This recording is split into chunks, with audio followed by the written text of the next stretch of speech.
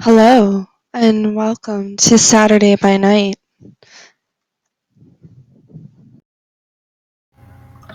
Hello. Woo! Hello, hello. Oh dear.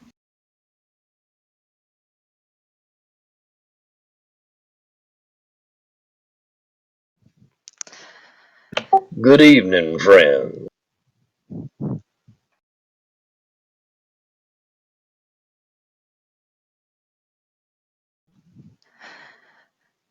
So, last time that most of us, most of us were together, um, you reported to James on your findings regarding the meetings on the north side. Um, Torin, I believe we picked a city for that. Do you have that written down? I want to confirm that I have the right one here. Skokie. Yep, perfect.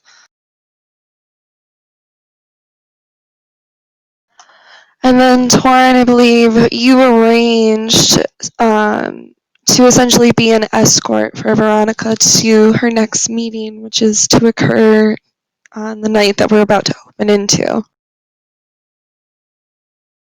Yeah.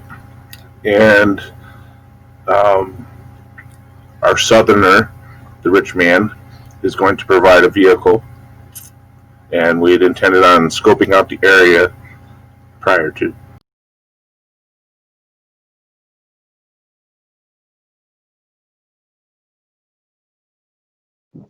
Okay. Um, are you guys? Do you have any kind of like scenes that you want to go into before we open up into the main story? Or are you guys kind of ready to jump in? I'm ready to jump. I'm ready to jump in. But the only thing I gotta do is make sure my pet was fed and stuff. That'd be about it. I mean, wanted to go hunting today at some point. Well, you should actually set up the rouse in the wake up, Laura. That's true. I suppose we should do that even before side scenes. So, evening breaks on a warm, slightly muggy night in Chicago, but it's kind of nice. It's been cold. It's good to feel a little warm air. And as you smell spring creeping in, each of you start to wake up into the dark evening. Please roll your rouse checks.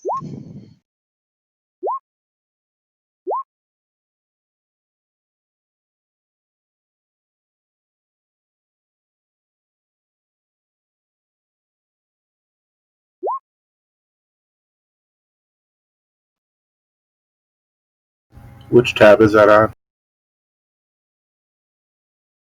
Bottom of the first one.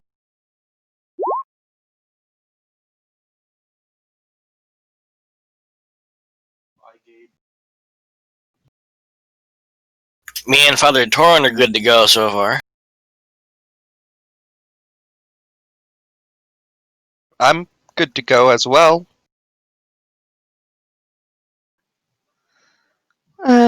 I still need okay. a roll from Carlotta. I just have a weird, different way of rolling, apparently. There's something you need to enable. I think Ryan knows where to find it. I don't. I already fixed it for Devil. Oh, okay. That's fine. I still know, what your result was, so it's not a big deal. Okay, so I'll start from the top of the list and move through. Joseph, as you wake up, the beast is clawing at your stomach. Feed. We're hungry. Why won't you hunt? We need to hunt. Calm down. I will not give in to my baser instincts.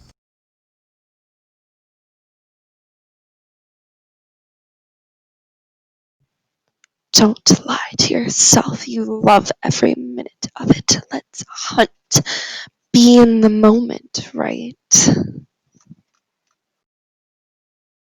I'm just going to kind of shake my head some, not allowing myself to give in to my beast, because if I do, how am I any better than the animals? Psychologically, I'm not. And Victor, as you sit up, you feel the beast itching, driving you forward. Come on, let's go rip something apart or take something over. You've got an itch for power tonight, and you are just antsy to get going.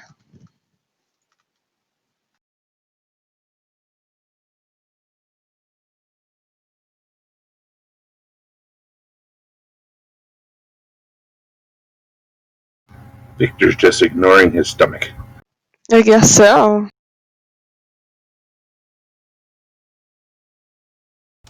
Bob, you know you're Victor, right? Oh shit, sorry. Damn it. I thought you were doing Rick. I passed mine. I'm He good. succeeded. He woke up comfortably.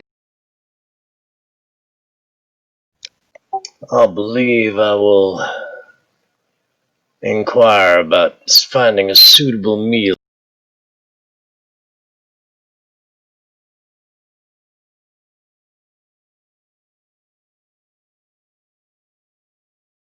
We're still at the place At your place.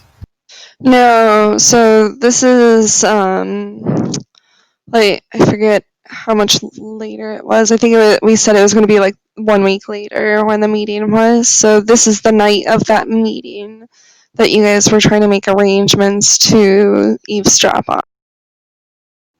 Oh, right. So I'm in my own home because everyone was going to meet me here. Yeah, Yeah. you're in your own home because you're just waking up from the day before, from your rest. So, was he successful in bathing? Was it Rick?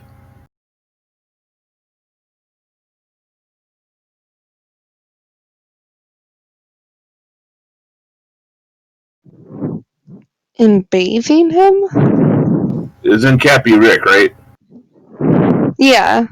Yeah, there was a whole thing that Rick would not be able to come into the home unless he got a bath. Yeah, I remember. Oh, that's true. Yeah. Well, we'll have to address that with Cappy because you guys haven't all gathered yet. This is literally the scene where you're all just waking up from your coffins or whatever you sleep in. You're coming up from your day's rest. So Man, none of you have interacted yet. I feel right at home in this group already.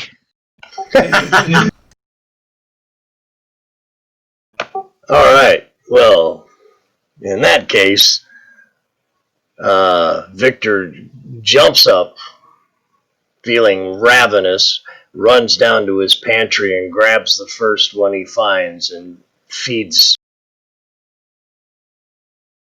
That poor butler.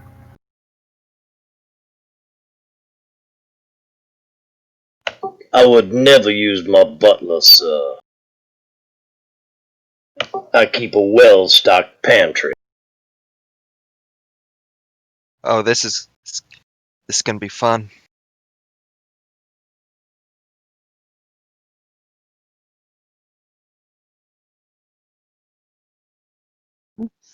So looking at your sheet, Bob, it doesn't look like you actually have heard. So I don't think you necessarily just have, a bunch of people, waiting for you to be able to feed from. But you have enough resources. You can certainly make, make somebody go out and fetch somebody for you, whether it's, going and finding like an escort that you can take advantage of, or just something random. You could probably pay somebody enough to just essentially kidnap somebody if you really wanted. Really? A lot of resources. Right, I'm sorry. I thought I had somebody. No, I find my manservant and inform him as to my hunger and do something. Very well, sir. I'll make the arrangements. And he'll proceed off to go take care of that. And do it quickly. Yes, sir. Very well.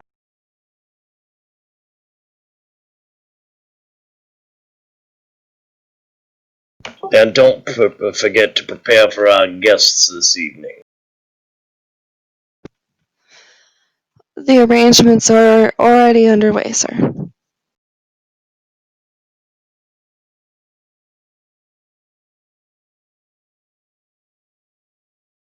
He kind of awkwardly hovers for a minute since you've kept like stopping him with like one little extra thing. And then at the silence, he turns and kind of scrambles away suddenly.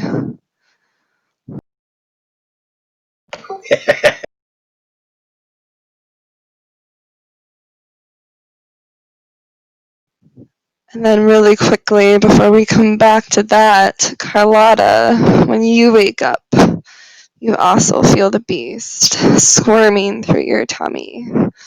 You're hungry. And why isn't anybody here? You should be admired at all times. Why is nobody paying attention to you? This is just unbelievable that you should have, any need that's not immediately attended to.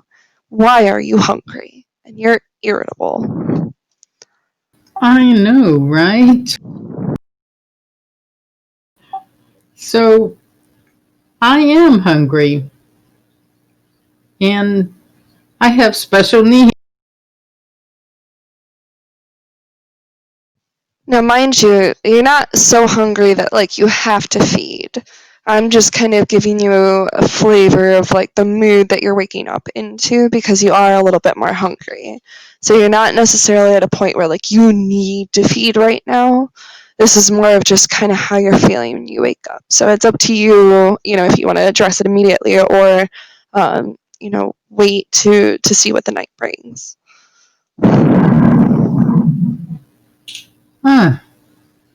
Carlotta looks around and she's thinking, I don't know. If I don't feed now and the night gets horrendous, I may lose the opportunity for what I need.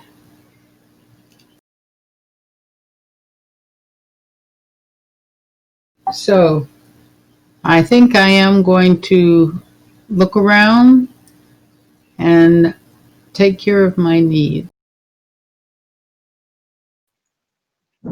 All right. You think about what you want to do for that, and I'm going to jump back to Victor's scene really quick.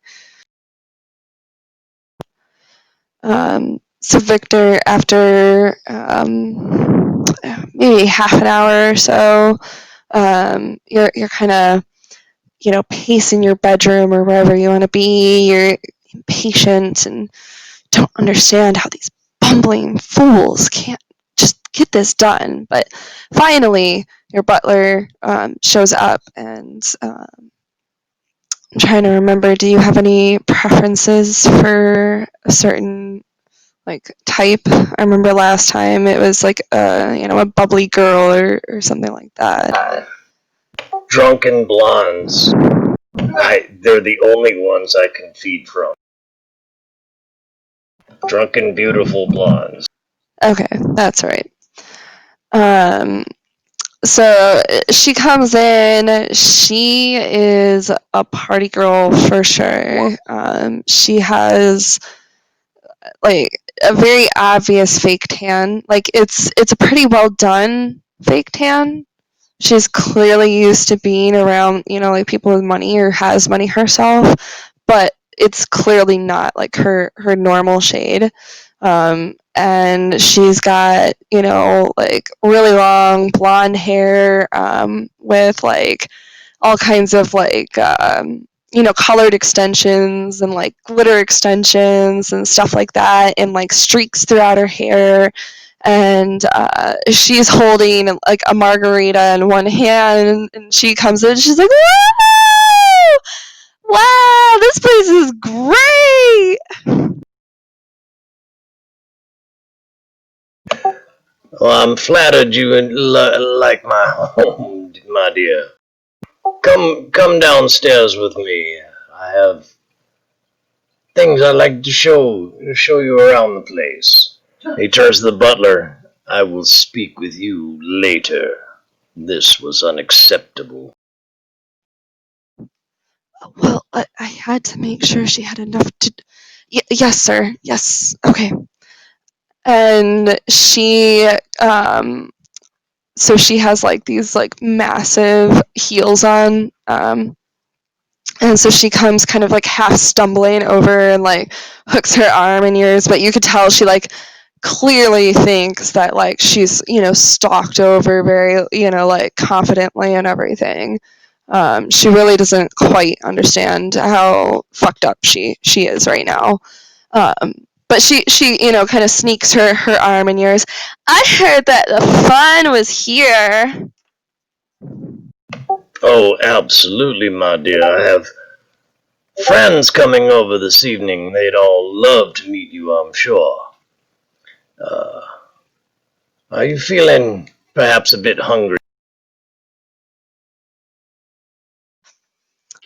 I'm up for whatever you're up for.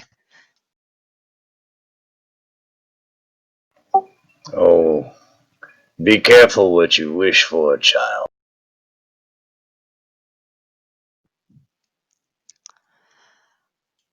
I mean, you gotta try everything once, right? Oh, I couldn't agree more, my dear. And he leads her downstairs to a room he has set up for his feeding. It's dark paneled, blood red carpeting, red furniture, white trim, um, a fully stocked bar, and he has her offers her a seat at a small table.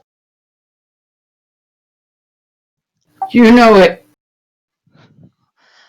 Wow, this is pretty fancy. So, are you like a businessman? And she sits down. Yes, I dabble in several things. My Could I perhaps offer you a drink? Yeah, I mean, this margarita was really good. Oh, I think I can find something better than a margarita. And he has kind of a sneer when he says it. Uh, this, I have a fine scotch here. I think you would enjoy immensely.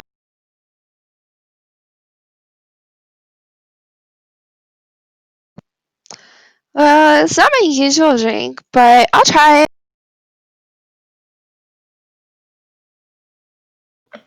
And he pours himself the fine scotch, and while she's distracted looking around the room, grabs a bottle of rot gut from under the bar and pours that for.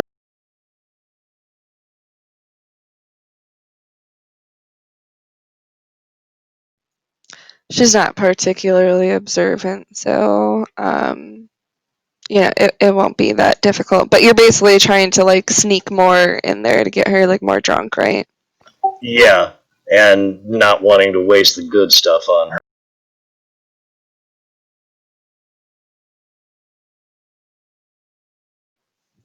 Okay.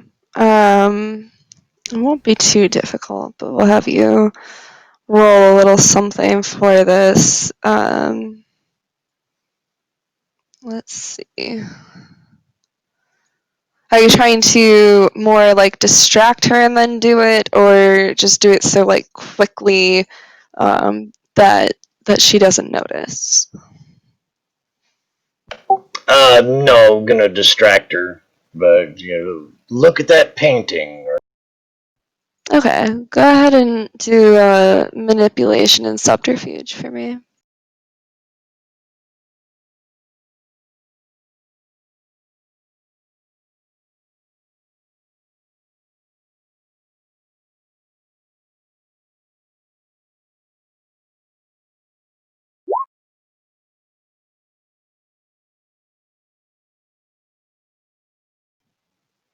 Did I do that right? I think so.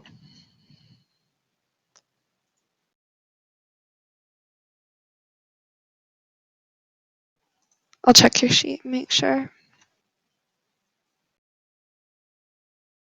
Yep, that's right.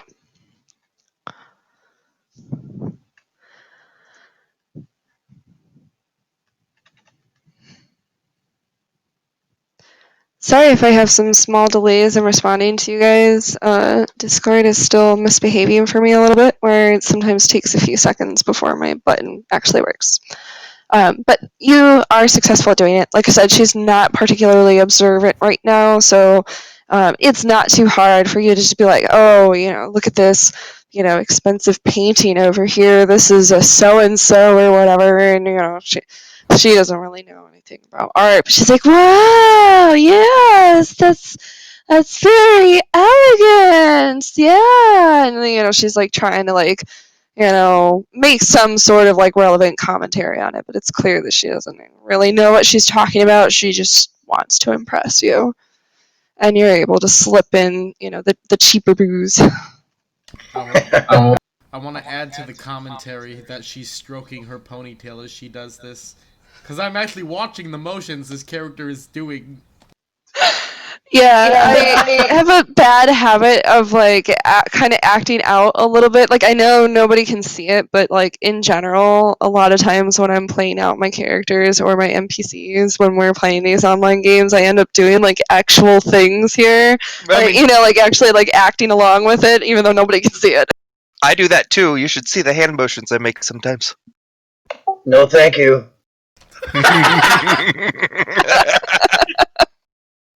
Praise Kalia. Praise God. Oh my goodness. Okay. So you managed to do it. She's, she's definitely drinking. She thinks she's drinking like the good stuff. So she's like definitely taking advantage of this situation. So like, how often am I going to get to drink something, this expensive or old or whatever. So she's drinking pretty quickly and getting decently fucked up. So she's chatting with you, but it's starting to be a little less coherent. She's a little more just like, wow, everything here's so fancy, and you're so handsome. It's kind of just repetitive and just not totally there. Okay. Well, my dear, you have a gift that only you're one of the rare women I've met that could give me this special gift you have. May I have your permission?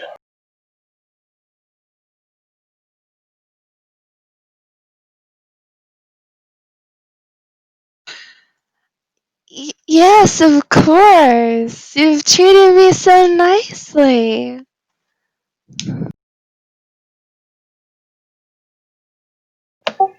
And with that, I begin feeding.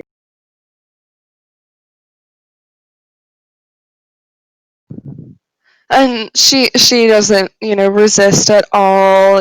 She thinks you're just like probably trying to seduce her. So, she kind of just melts into your arms and you have no problem feeding. How much are you looking to take from her? Are you taking a small bit to satisfy your hunger? Or rather, I should say, to reduce your hunger? Or are you going all the way and perhaps killing her to completely satisfy your hunger? Yeah, she's done for. Ooh, taking all your hunger away. All right. Yeah, by the way, once he bites into her, all her resistance will stop. She's a euphoric feeling that happens when he bites in, so she wouldn't resist no matter what. So Victor lied to her because I was expecting to get to share her later.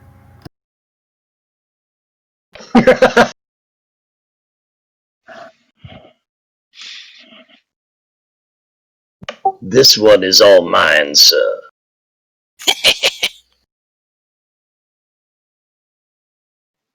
And if you're keeping track of it at all, she has sanguine blood.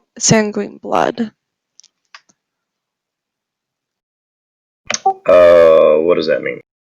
It's the taste in her blood. Laura will explain more to you about it, but you want to keep track because you can't learn disciplines unless you're feeding on certain types of blood.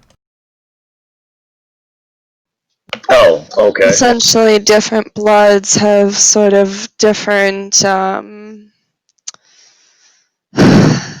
like flavors, I guess, and they kind of have different effects on you that can contribute to certain disciplines, is the best way to think of it. Is there a place to put that on my character sheet? Resonance. Yeah, resonance.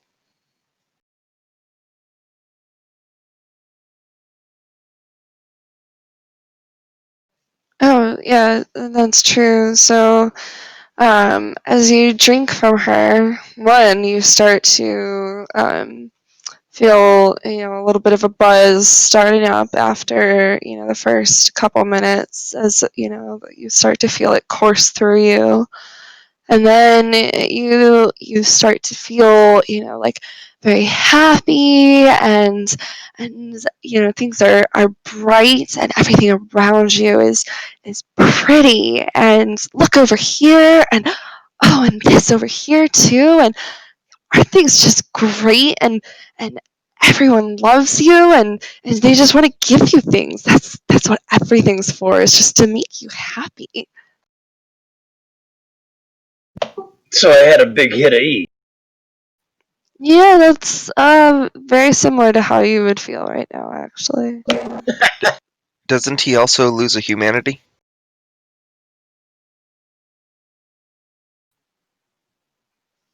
Um, did you say that you were killing her? Yes. Then yeah, I think he does have to. But he achieves full resonance as well if he does it.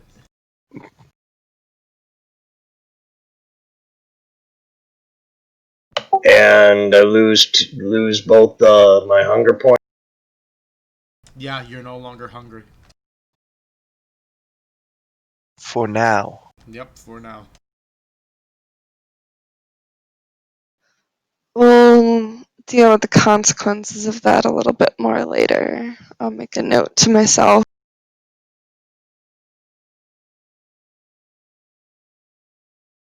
Okay. So do you want me to knock off one humanity?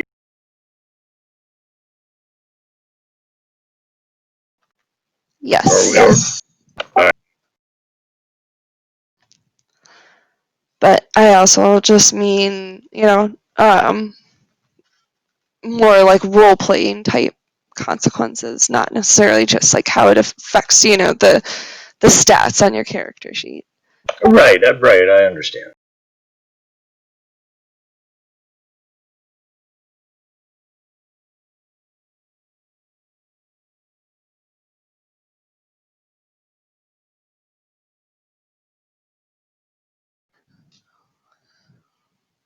All right. So, And I open the door to the room and holler out, Renfield, come clean this empty.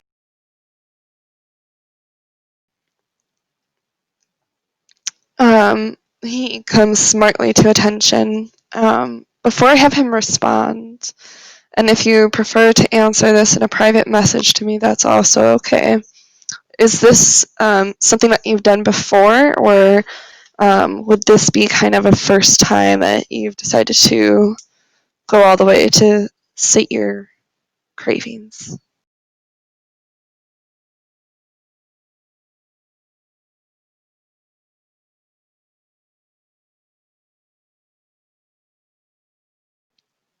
Okay, so he comes up to attention.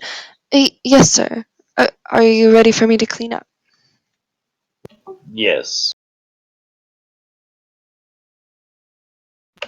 Did the girl have any family that you? She has a father that she's mostly estranged from. He did not appreciate her socialite ways. It would be easy to explain her disappearance given some of her habits. Very good. You chose wisely, as you usually do. I apologize for my earlier out. No, sir. No, no need to apologize to me. I understand that the beast sometimes calls. Should I assume then that this is more than the usual cleanup?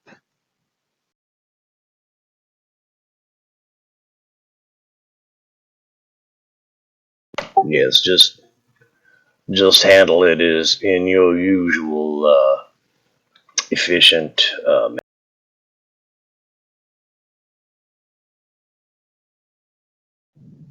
Very well. You shall never see any mess. Do not worry about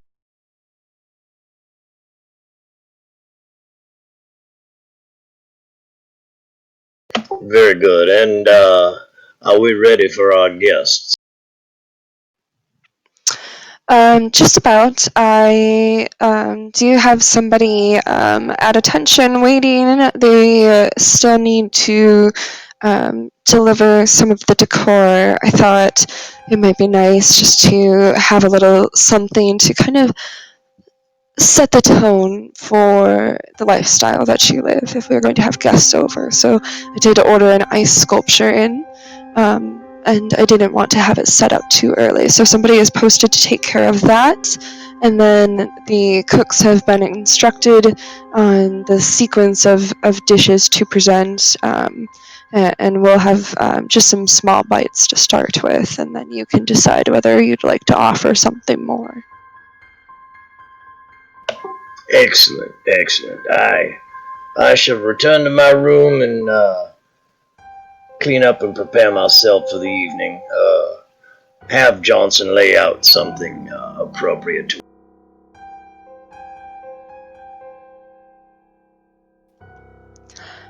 Yes, sir. He thought that you may ask for his assistance, so he was already thinking about what would be appropriate, so it'll be no trouble.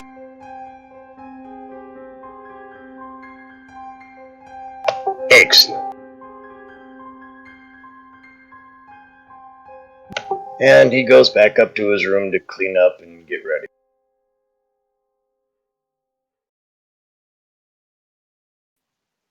Alright, did anybody else want to do a feeding scene before we start? I know, Devil, you said you wanted to, but I wasn't sure if you wanted that now or later. I would prefer to get it out of the way and done, to be honest. It's probably not going to take that long. It's no problem. Okay, so what do you have in mind? As Well, you wake up and look out on the evening. I try not to open the doors with the windows and such because I wake up an hour before sunset and get business done before doing anything else. But once the sun sets, I would go out and attempt to find another group of homeless people. Well, if you're in San Francisco, it's not San Francisco, so I mean, I'm sure there's homeless people in San Francisco too, Dord. Yeah, I mean, that Yes. is what I call eating out. God. street vendors.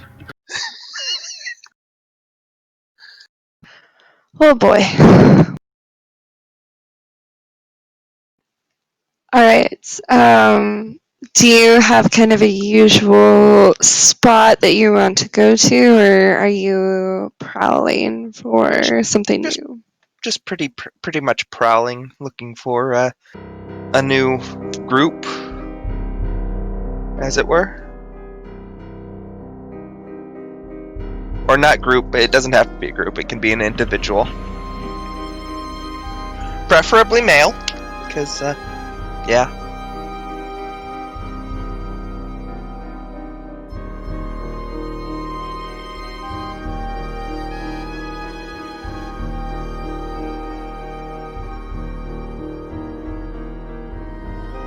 Alright, it won't be terribly difficult, but maybe roll like, a wits and awareness or investigation, depending on whether you want to kind of take the approach of you're taking a stroll through the night and just looking out for signs of like, oh, you know, there may be somebody homeless who would take advantage of like that little shelter over there, or Would, if you want to like actively search for it. would wits and streetwise be applicable? Yeah, I think that'd be okay. It's probably like a little more than you need, honestly. Like it's not too hard to find homeless people in Chicago, unfortunately. Yeah, it's just- But I'd accept it. It seemed more reasonable than investigation to me. I was just wanting to make sure. Yep, that's fine with me. Well,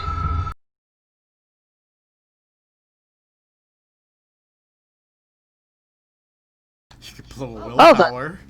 I could blow a willpower. I'm tempted to blow a willpower, but it's not really worth it, is it? It's not that worth it, no. So here's what we'll do. Because I did say it wouldn't be that hard. So you're strolling along. You decide to kind of go through a neighborhood that you're not too familiar with. Unfortunately, it turns out that's one of the nicer neighborhoods. And so you're strolling, and you know, you're not really seeing anything that would provide you the type of meal that you're looking for. So you're gonna have to keep walking, get out of this part of town, and then I'll let you try again. Alright, that actually makes a lot of sense. Alternatively, you are in suburbia, and another way to get what you're looking for is the depressed, the intellectual. That's true! I mean, Well, it's not like suburbia. He's still in the city. He didn't walk, or she's still in the city rather. She didn't walk that far. It's just that this is like a nicer neighborhood, and Which so means there are- the police kind of make sure that people aren't loitering. Right, which means there are sad white men here, on the verge of suicide.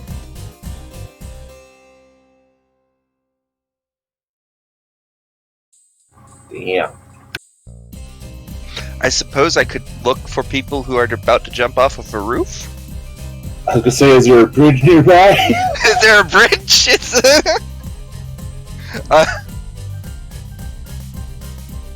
Yeah, I'll just keep looking for the homeless man, but I'll probably later try to find someone who can find me people on internet chat lines or something.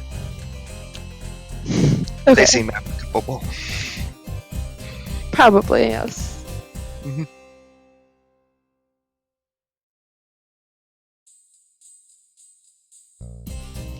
So that would be another roll, you said? Yep, whenever you're ready. Alright, let's see how badly I can fail it again. Good talk. Oh my goodness. Damn. You're rolling wonderful tonight. We're gonna have a rabid vampire shortly. And a Mocavian. Oh, that's gonna be wonderful. Can I predict where the homeless people will be? Oh my my goodness. Okay. You know what? That does give me an idea. Are you gonna take a moment to try to tap into the cobweb? Yeah, I'll tap into the cobweb. After all, Malkavians probably would hang with the homeless on occasion. Makes sense to me. I mean, maybe. Probably. If Highs not, or I could lows? imagine one up. Let's go with the highs.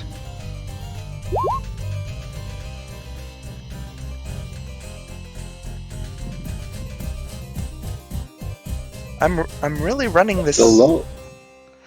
below 6 thing today. I know. I really want to give this to you.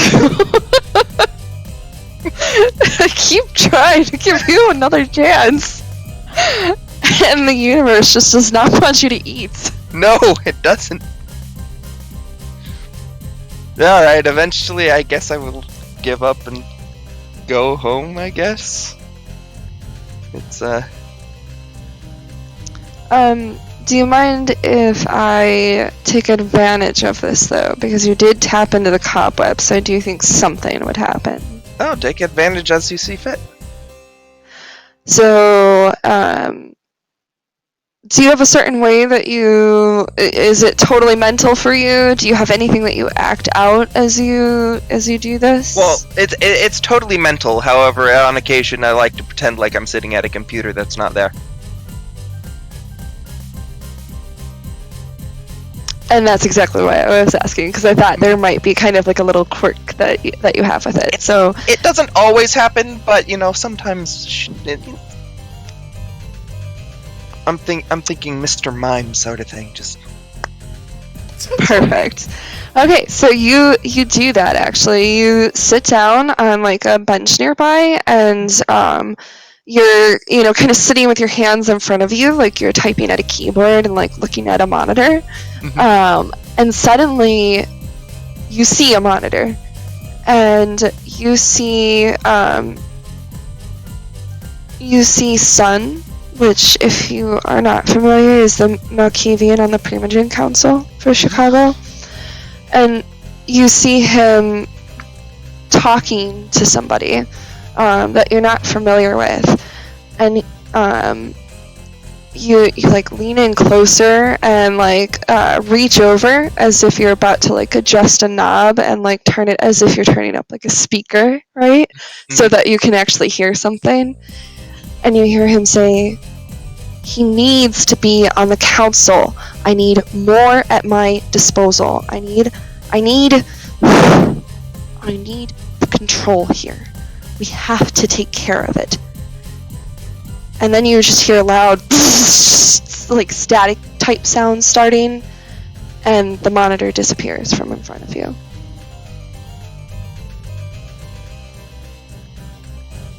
Right. I try to unplug it and plug it back in.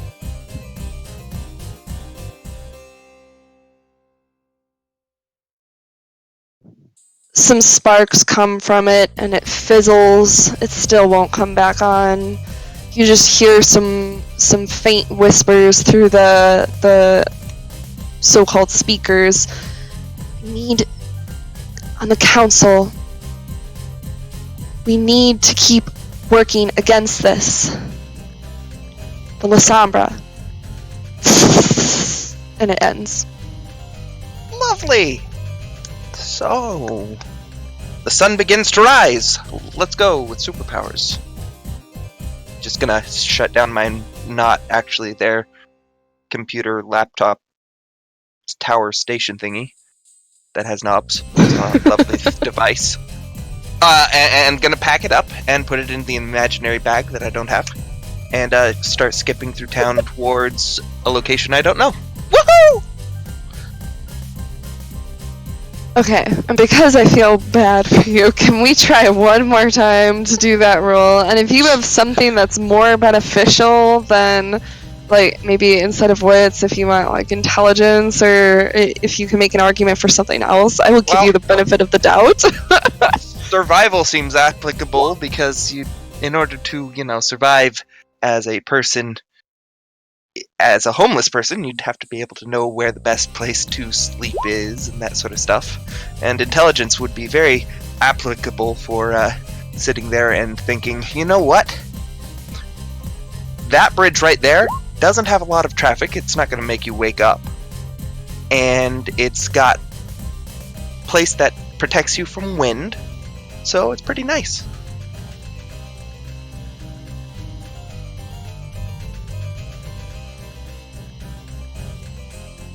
Alright, I like it. Alright. Wow! Wow! That one success. Thank God. I'll give it to you for being Wow. such a good sport about this. I did not expect this to go so terribly.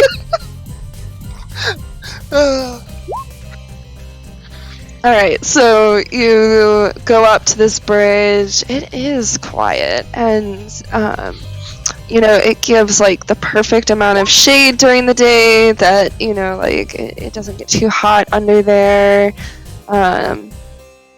And so you end up finding just two people under there. Mhm. But it's clear that they've kind of established this as their domain. One of them is like passed out. You can smell the booze from a few feet away. They're totally out of it. Another one is just kind of sitting huddled under more blankets than you would expect, given the warmth of the night. And they just seem kind of lost, just kind of staring, preoccupied with something on their mind. Alright. The genders?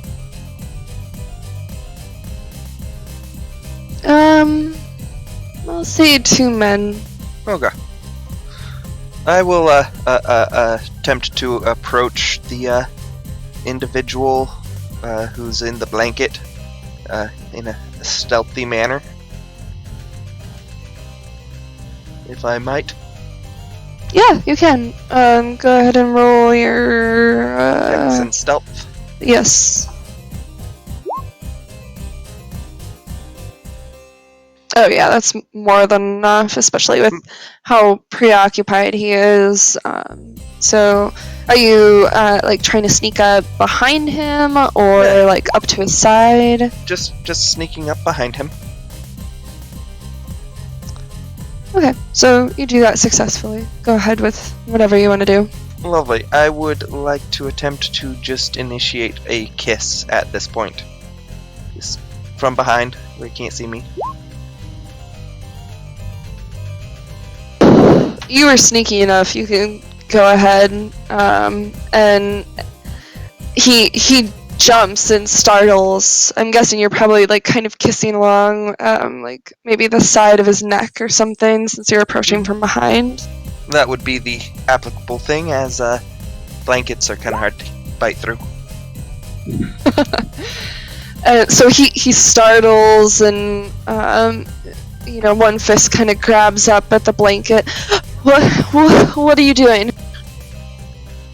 I'm just not going to answer. I'm just gonna, bite and run, basically.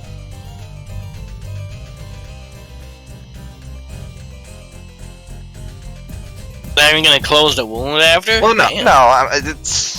I'm gonna do more than that. I'm just not gonna answer him. It's yeah.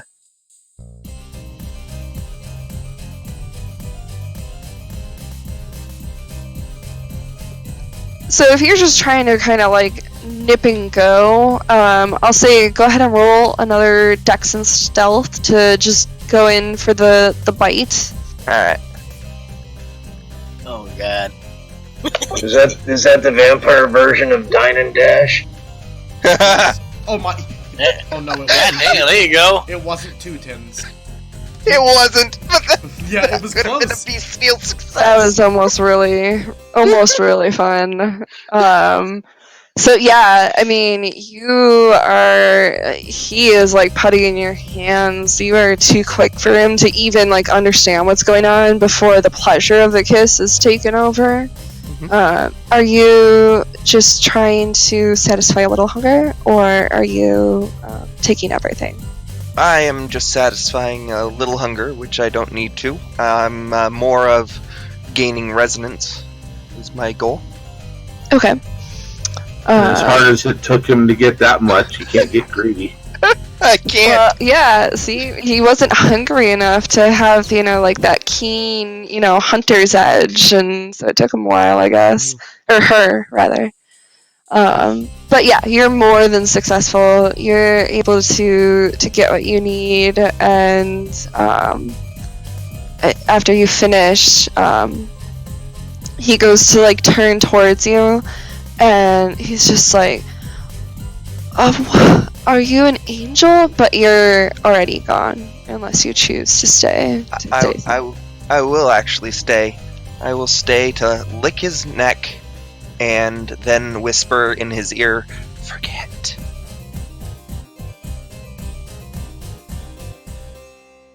And do...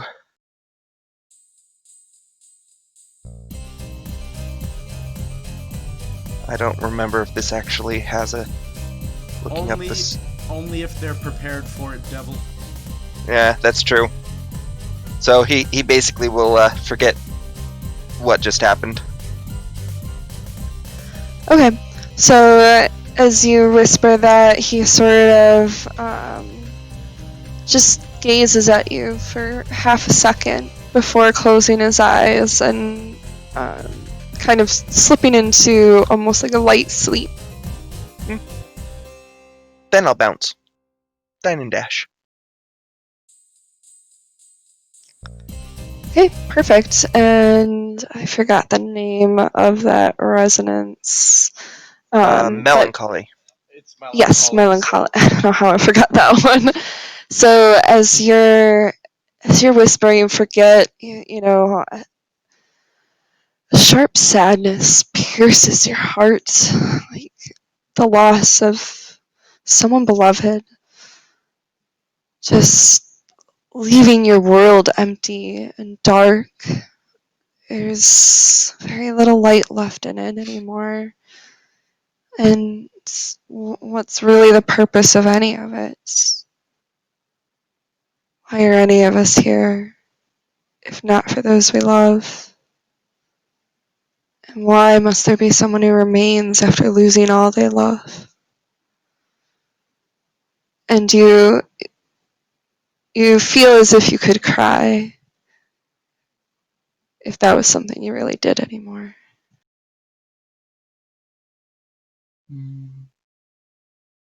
Man, that guy needs serious medication.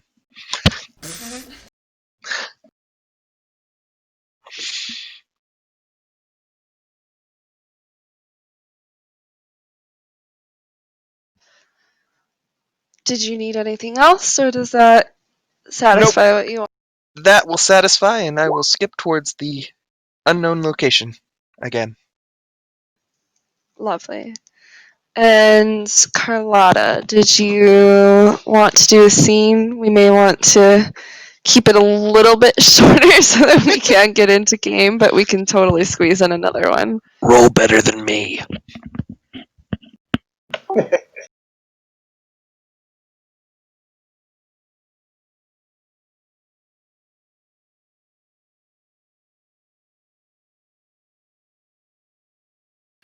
I'd like to do a scene. Busy little vampires.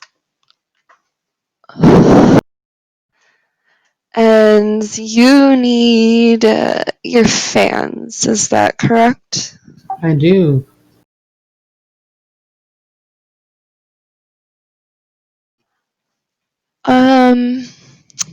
Okay. Do you keep an assistant, like, to take care of, various things for you or something like that? Or maybe like how Bob has a butler? I have a girl who works with me who knows me. Her name is Leona.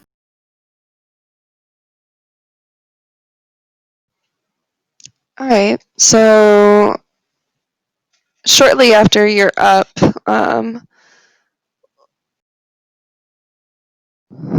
Leona knocks softly at the door. Are you up, miss? I am. And it is fortuitous that you have come to greet me. I thought I heard the noise along the floor, so I thought you might be up. And I know that you have an event tonight, so I wanted to make sure that I was ready to get done anything that we needed to before that. Thank you. I appreciate that, Leona.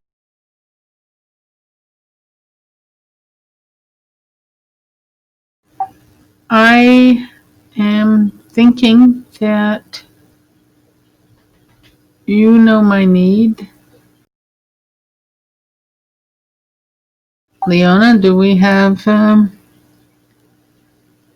any guests in the house today?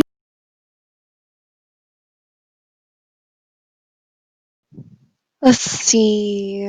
I don't have any guests currently here because I wasn't sure what we would need for today. But I'm looking here, and yeah, we can move this over. I can have a few people here probably in a couple hours. I'll put out a blast on social media that you're going to do like a last minute signing or something like that, and we have a few lucky winners, and we'll select one that seems appropriate. I'm pretty sure, since we just had the ads drop today for your latest work, that we'll be able to garner enough attention quickly enough that we can have something for you here shortly. That sounds perfect.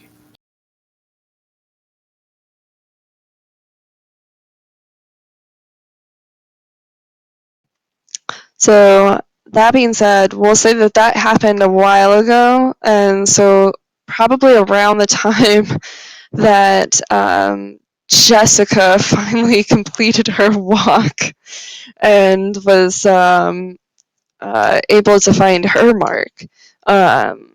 Leona returns, and there's a very excited fan who really wants to meet you and thinks that she was the only one who actually responded to the outreach, and so she doesn't think it's like weird that it's just her. She thinks it was just like, even though there were a few winners, the others didn't respond soon enough because this is so last minute, and you just wanted to do something to give back to your fans because, oh my gosh, you're just the greatest. So she's kind of gushing and like ready and like waiting for you to come talk to her, and she thinks she's getting like, well, she will, as long as you don't like kill her or anything. She'll walk away with like a signed copy of your CD and all that. Absolutely.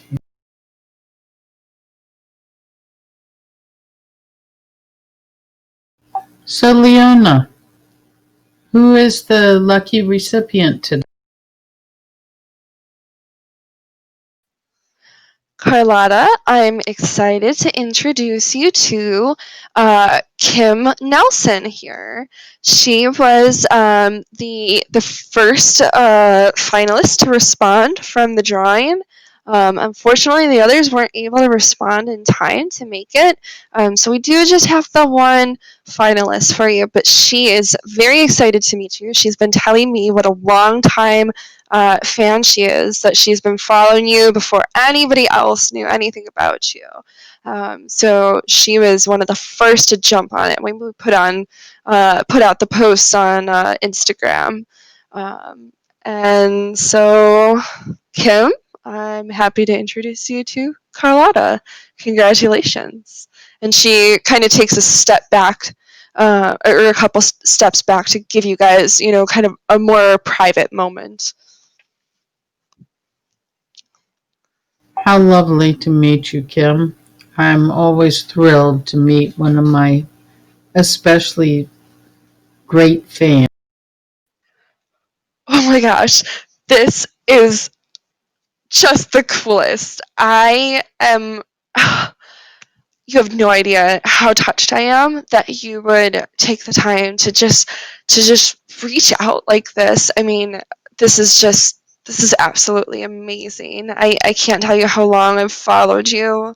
And I have told all my friends about you and my family. I cannot tell you how much your music means to me. It has changed my life. You are so very kind. Was there a particular song that you had in mind? Particular CD? Well, I mean, I don't know if it's too much to ask, but I don't have your newest CD yet. I was hoping maybe I could get a copy of that. They said that I might be able to get a CD from you.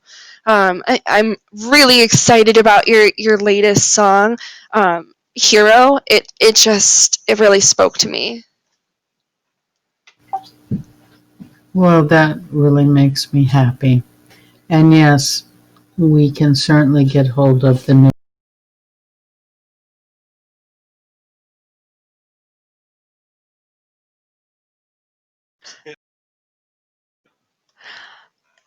I I hope you aren't upset. I have to ask, is there any chance I could give you a hug? Certainly.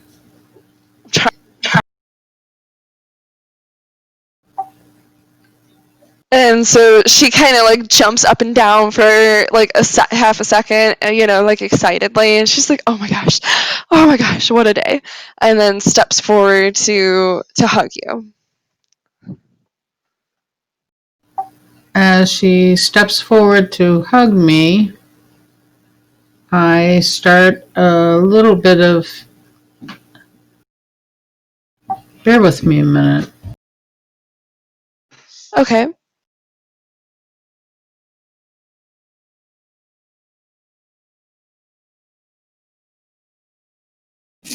I start to draw Kim in closer.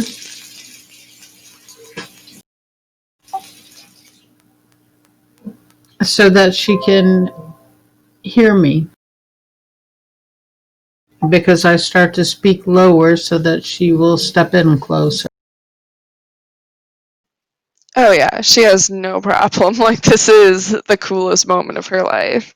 She'll lean closer.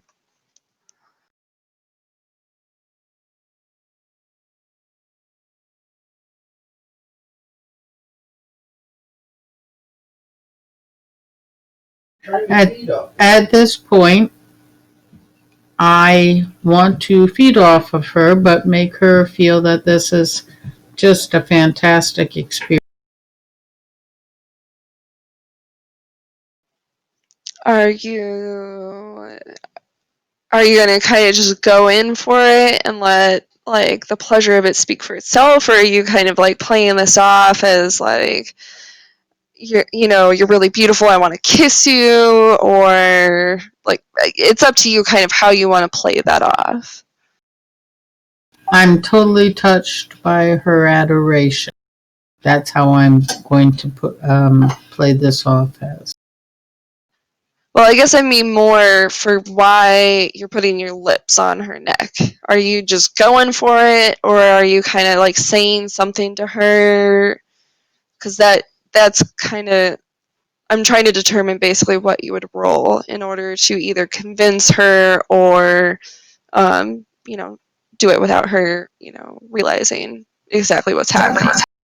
I'd like to, yes, do it without her realizing exactly what's happening, but also leave her with a memory that it was totally up to her totally fulfilled her expectations while fulfilling my hunger. Alright. Go ahead with the Dex and Stealth then.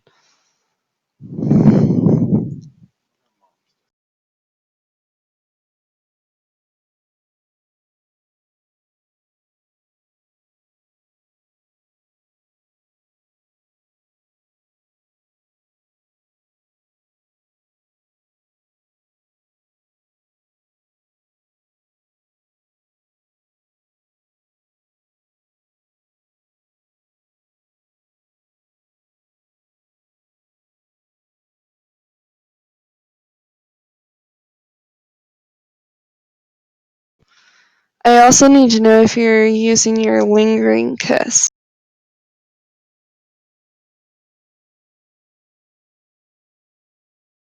Yes.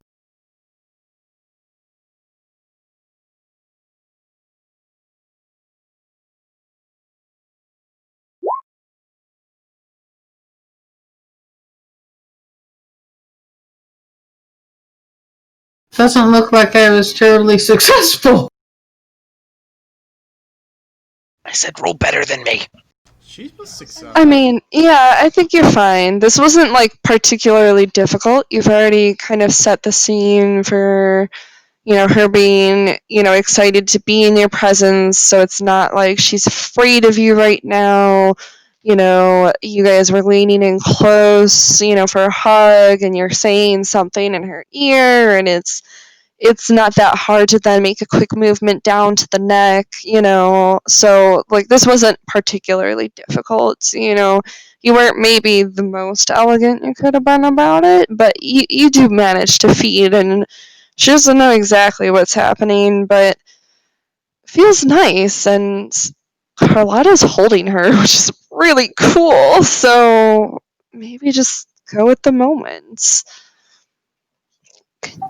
I take Oh my god, he's back here singing, I kissed a girl and I liked it. Okay. I take enough to satiate my hunger, however, not enough to bring her to the brink. And I have asked Leona to bring us some orange juice, so I pretend to drink a glass with her.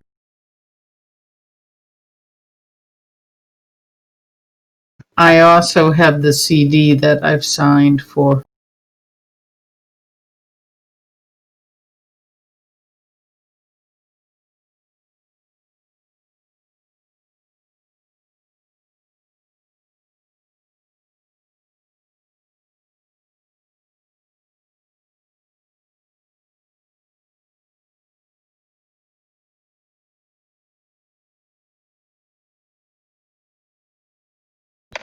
Hello? So, sorry, my button was not working.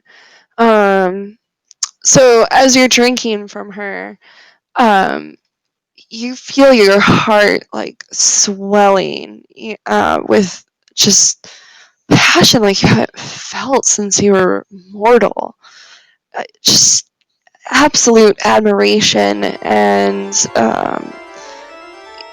it's just the type of awe that only a mortal would feel. She really has been touched by your words, and you can feel how that's affected her. And you can even feel tinges of envy around it. Her desire to be like you, to be able to have that kind of impact on people, and to put such perfect words to those feelings and emotions that overwhelm you at times. And it's a heady feeling to feel so close to mortal.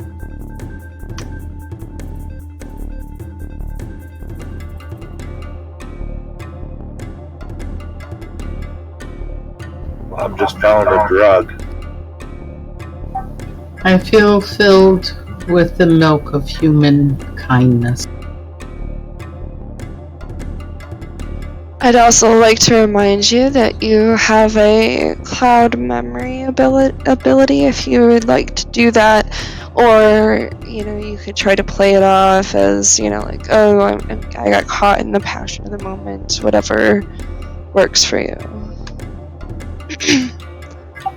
Kim, it has been so wonderful to meet you. And I can't tell you how much your appreciation of the words that I sing from my soul to you have meant to you as well. It has filled a hunger for me as well. You have a fantastic evening, and please enjoy the music that I've given you now.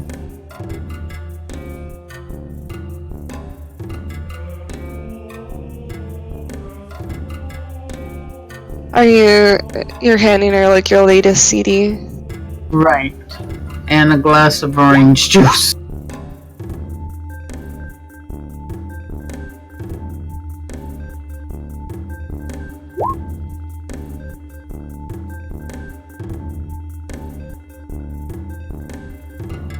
Oh, thank you so much. This is amazing. I feel so, kind of lightheaded. And she takes the orange juice gratefully. Thank you. I guess I got a little overwhelmed here. Not at all.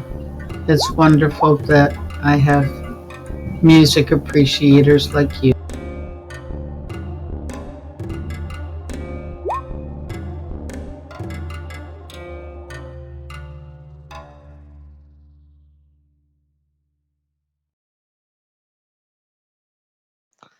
And so after, a few minutes of chatting with her and,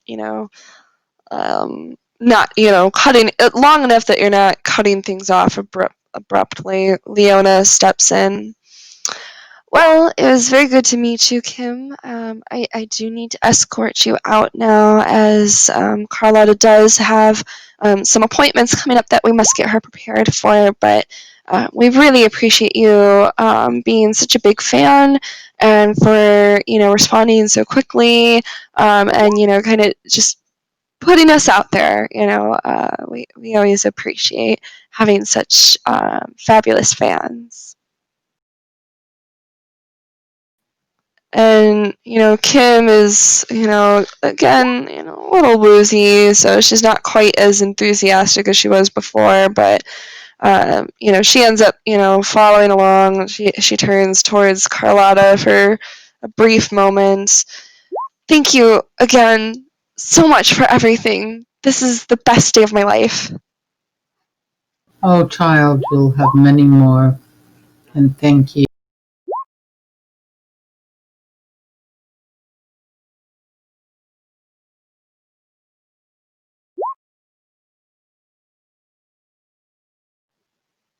And with that, Leona bustles away with her, and,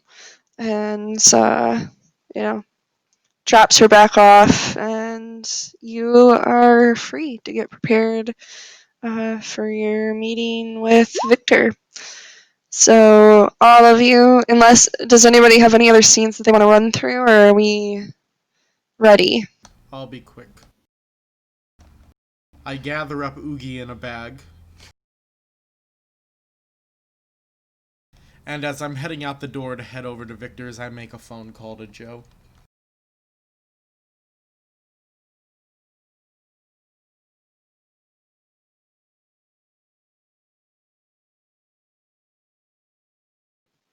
Hello? How you doing, Joe? That land in Oswego holding up well? Well, I haven't seen anybody out here, so, it's been pretty good. I don't think they know where I am. I guess I have a lot to thank you for. I haven't had a place for a while that's this comfortable. Good, I'm glad, Joe. That brings me to the next matter, though. I'm going to be sending you some seeds very soon. You mind getting an area set for planting and growing them? Oh, yeah, that's not a problem. I was actually getting some stuff ready to do some planting myself, now the frosts have finally passed. It should be pretty good weather for it. So yeah, I can make a special area for you. I mean, do you have like any special requests about it, or just whatever suits the plants? Will I know what plants they are? Will they have labels?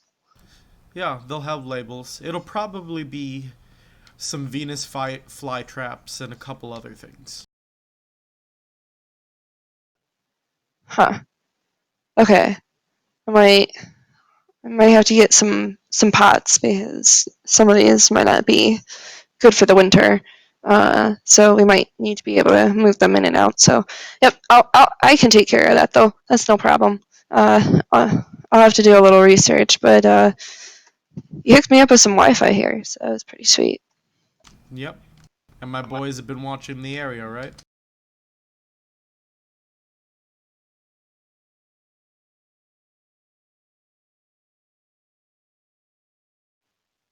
Yeah, they've been good. I was a little worried about them at first, 'cause I never really know if I can trust people, and I'm kind of different. But they've been good. They're good. You have good people with you. Alright, good. I'll give you a call a little later, alright, Joe? Yeah, okay. And Bye then. bye, I hang up. And then the last thing I'm going to check, did I get a delivery of blood this week?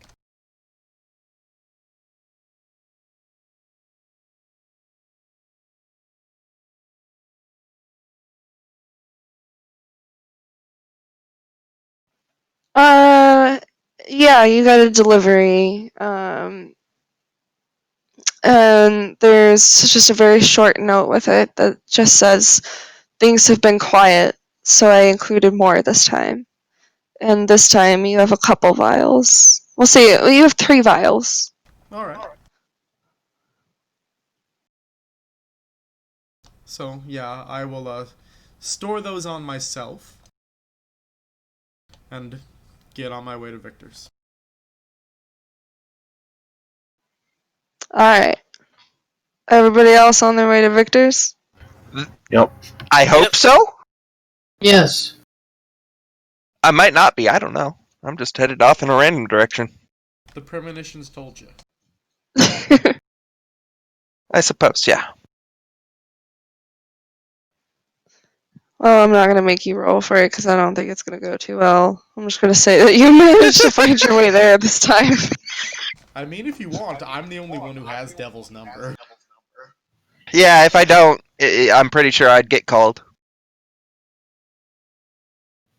I I don't really even bother cleaning up too much before going to Victor's. Either totally forgot about it or just didn't think about it and just started making my way. Actually, that reminds me, Cappy. Before you make your way, um, not too long, like maybe a few hours before, or a couple hours before you're supposed to be at Victor's, do you have like a house or something like that, or an apartment? No, I'm not sure I actually had anywhere to really stay. I might have gone and made some abandoned building on occasion to get out of the sun, but I don't think I had an actual haven. Oh, never mind then. We'll have that interaction when you show up at his door. Um, Also, I would Yeah, like to point. I would also like to point out that I do not need to roll for my premonitions. The storyteller can just give them to me for whatever they want to do. oh, I meant rolling for finding your way over. Oh, okay. Oh, this actually, should be fun. I know what your premonition will be. So, as you said, you just stepped out and started walking in a random direction, yeah? Yep. So, Well, skipping in a random direction, but yeah. okay, so skipping. So you're skipping along, and you see something sparkle a little bit out of the corner of your eye. I'm gonna follow that sparkle. That sparkle's interesting. It's probably It's something like shiny. almost kind of like a little purple orb. And then you notice there's another one, like 5 feet away. Hmm. And then there's another one, like 5 feet away. I'm And just then, like, gonna. another one right over there. I'm just gonna like collect these orbs, just Pac-Man style. Yeah, perfect. Yeah, you think there's like a little thing at your side where you can like store them in. And you keep following. It's like a trail of purple orb. At one point during this trail of purple orbs, I will stop and move a skateboard in front of a house just into the pathway so someone will trip over it. And then I'll continue. Okay. Sure, you can do that. Does he have a real skateboard? I don't know. The world will never know. Well, somebody will know if they end up wrong. Devil's checking the paper for any reports of bad injuries from skateboards. I'm not checking the paper for injuries for skateboards. I'm checking the paper for severe car crashes that killed someone because of a guy who tripped over a skateboard. Skateboard went out and the dog chased it away, I'm looking for domino effects here, not just the simple things.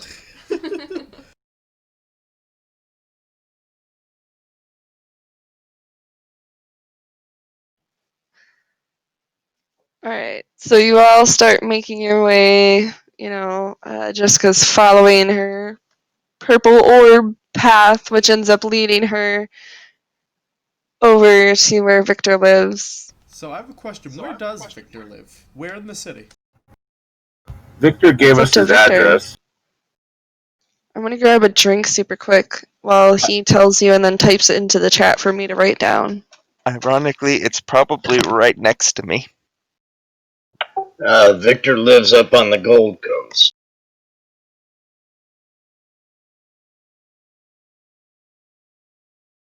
On the what? The Gold Coast. It's the north side of Chicago. So yeah, like right next to me.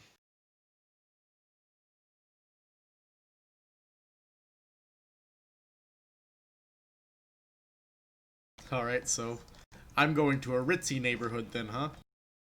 Yes. So, to clarify how I am dressed right now, I am in a cut-off t-shirt and shorts because it's so warm.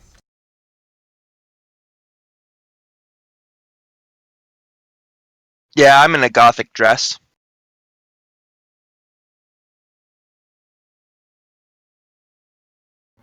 I'm in the typical black street priest outfit.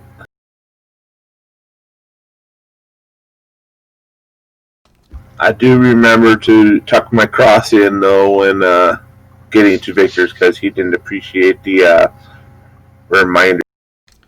Also, I have my hair pulled back and off my neck because it's so warm.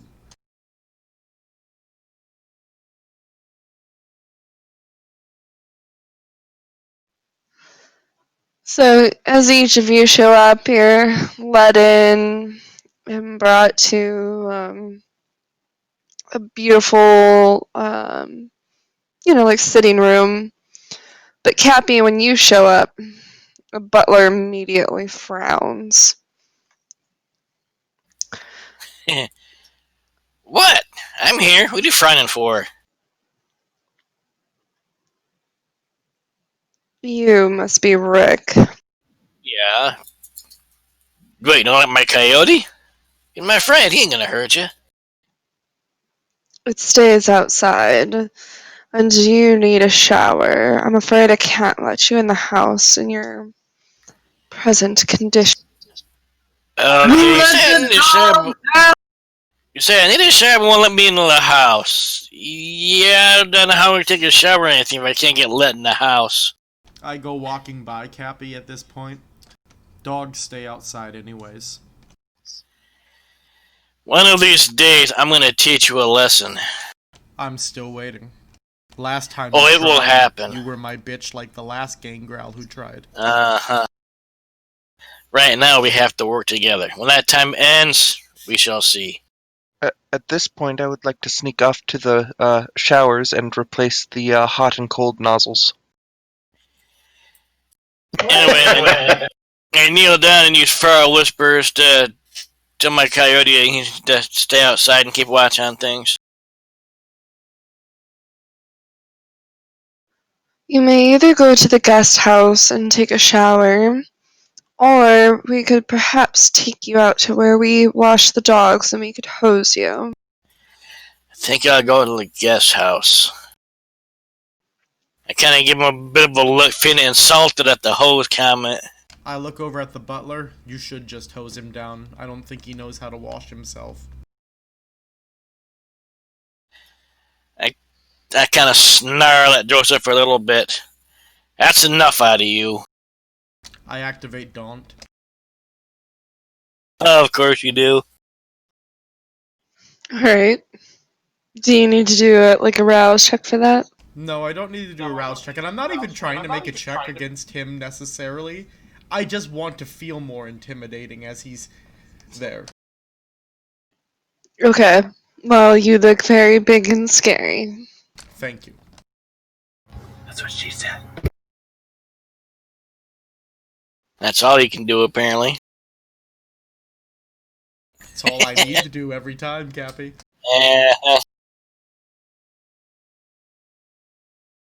The butler starts to escort you towards the guest house. We also have a change of clothes available for you that is more appropriate. But you're not getting my clothes now? Sheesh! I believe they are filthier than you are. That's what happens when you run around with your coyote out in the wilderness and out in the grunge. You get dirty.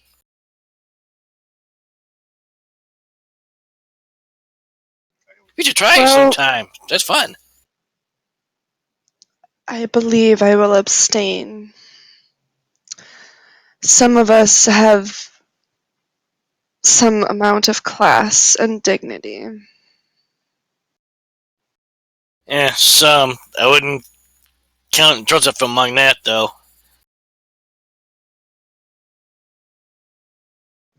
They've walked off. I can't hear them, right?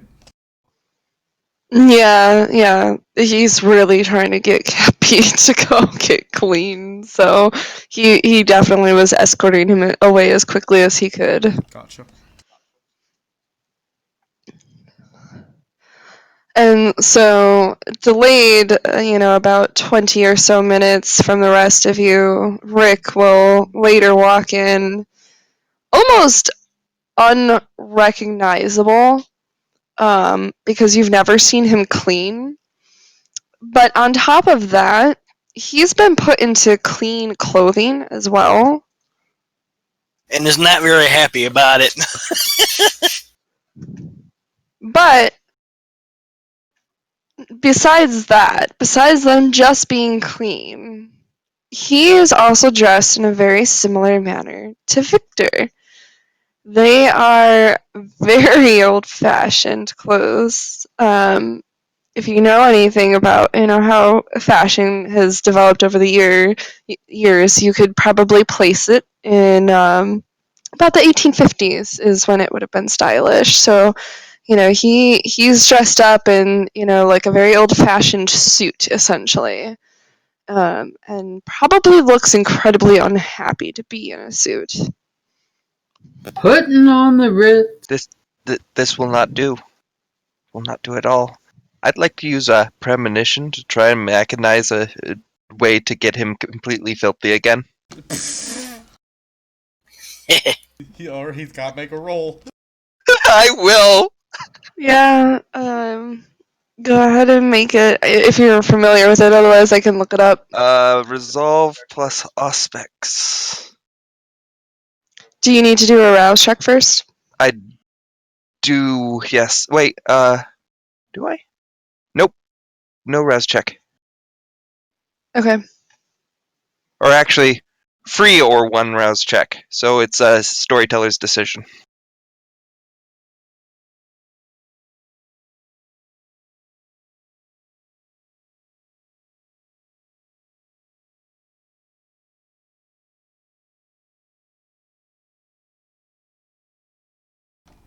Yeah, Let me use your. Rouse check. Okay, use a rouse check. Sorry, my button wasn't working. That's fine.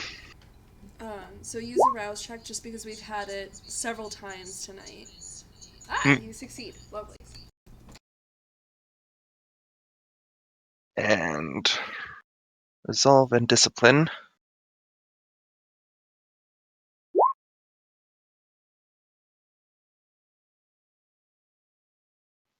Alright, you succeed, and since you were summoning this one up, I'll let you describe what happens.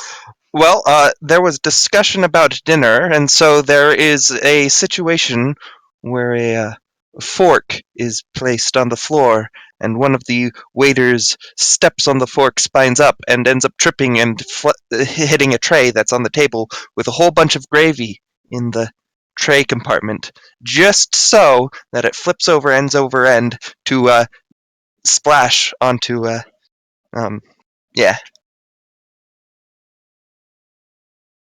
So, Rick, you find yourself covered in gravy shortly after entering the room.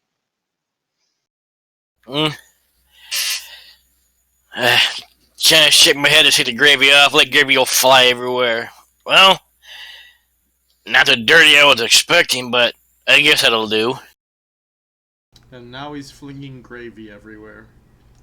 I love that he gets upset that you call him a dog and then acts exactly like a dog. Well, I'm Gangrel. This is why I said Fido needed to be outside.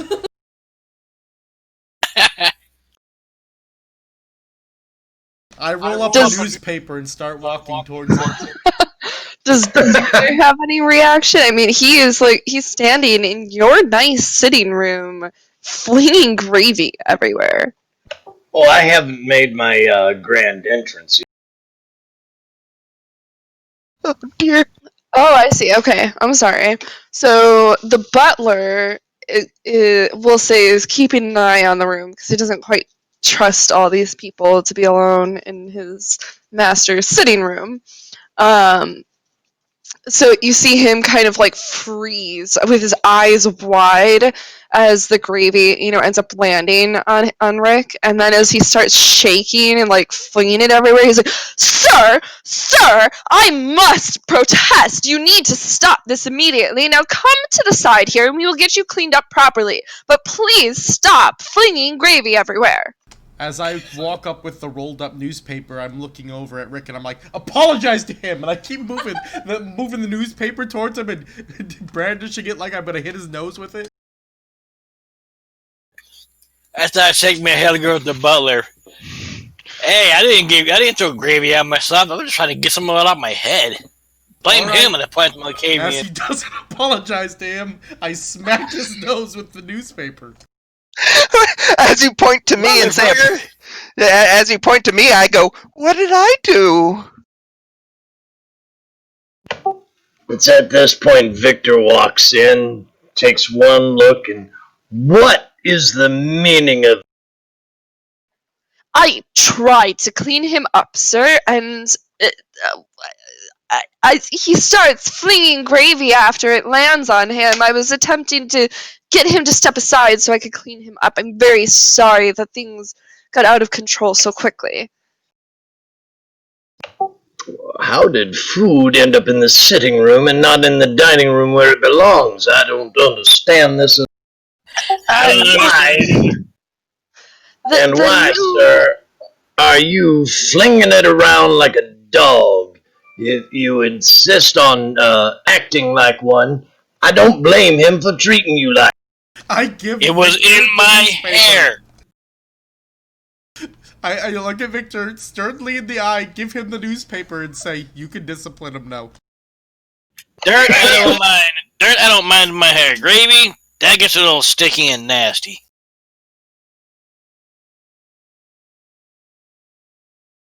So I decided to fling it out. So, Victor, you have been given a newspaper, and that is the excuse that Cappy is or Rick has just given you. It's up to you how you want to respond here. And the butler is just going to step aside until any direction is given to him. As tempting as this is, go clean yourself up, sir, properly like a man. And then he turns to Renfield and see to this room and have the maids clean it. The rest of you, if you would care to adjourn to the dining room with me. Of course. I nod politely and follow him in. So I suppose I'd go get cleaned up. I will skip in after them. Kylara has just arrived, and she's being shown into the room that Victor is indicating as well.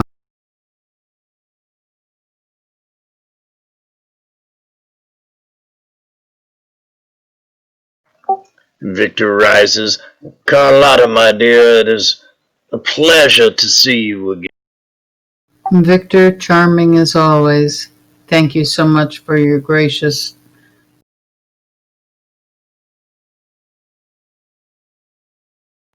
And Miss Time, a pleasure as well. But I must say, I'm not accusing you of anything, madam. But if you could possibly please refrain from any of these being the cause of any of these unfortunate incidents, I would be most appreciative. Appreciative? I love appreciative. Unfortunately, I'm not the cause of most of these incidents. It's just time correcting itself in a way that you can't even seem to comprehend. It's like, how do you explain it? It's like, you have to put the tea in the pot before you put the water in. In other words, it just doesn't work, and you have to heat the water before you put the water in, because then it's just cold. It's like there's a lot of things that have to go right for it to go wrong. Understood, my dear. If you could just see to it that things happen in their proper order, and I can do that. Don't try to make any corrections. I can't do that. Just allow the evening to proceed as it will. I always do that.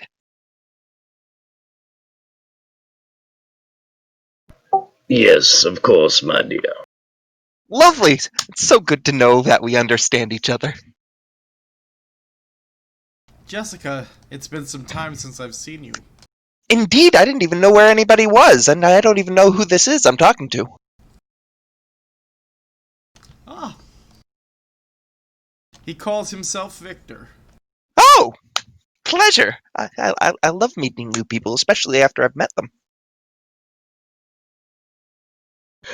A pleasure, madam. Nice place you've got. Have any others like it? Why, are you in need? No, I'm just curious. Perhaps another time.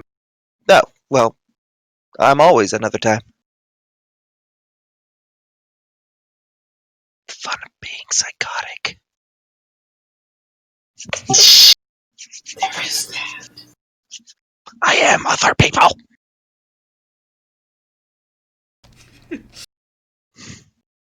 And you're not afraid of the voices in your head. I try to bring them out.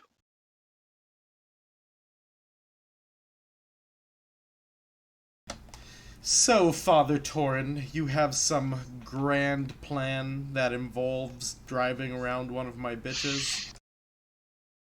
Oh my!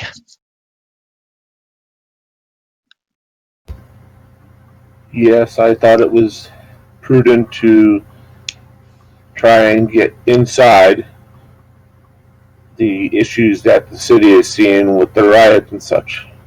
Your bitch, as you call it, offered that opportunity. And the good man here, Robert, has offered the use of his resources to make this happen.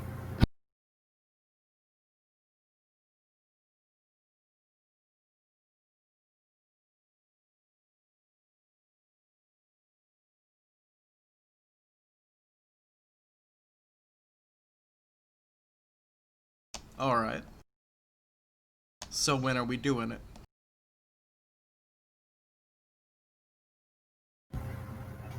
Based on the calendar, I think it is either tonight or tomorrow night. It's tonight. Then I would say tonight. In fact, you guys need to get things arranged pretty quickly here because you are due to pick her up in a short while. So we know Torin is taking whatever car Bob's supplying him to do this. What are the rest of us doing?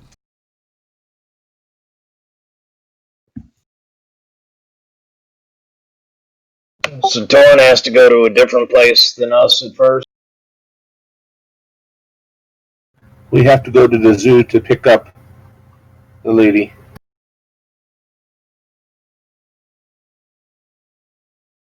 Well, that's fine. Is this something you are doing by yourself, or are we all going to? I can go with if need be. I think you should stay back. What? Because you seemed to insult her the last time. It ended on a better note than when we started, I will say that. I'm just curious, but why are we using a car instead of like a helicopter? Helicopters are fun.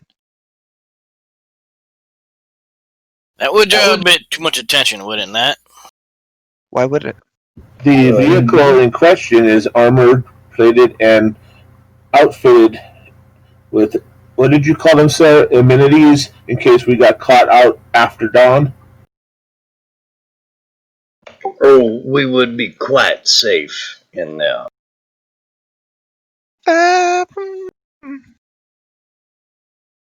That too.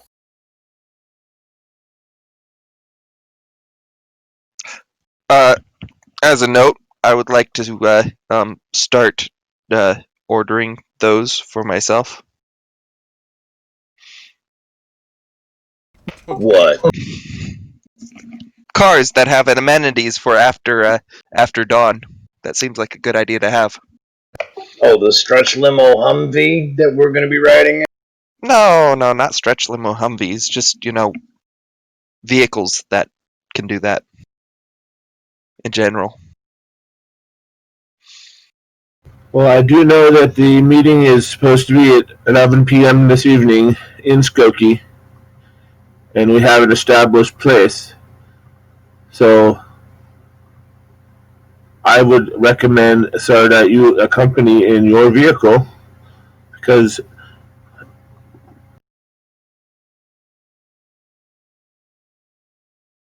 Well, that's what I was trying to determine, sir. If you were going by yourself, I have a vehicle you can use, and a driver if necessary, and then you could meet us in Skokie.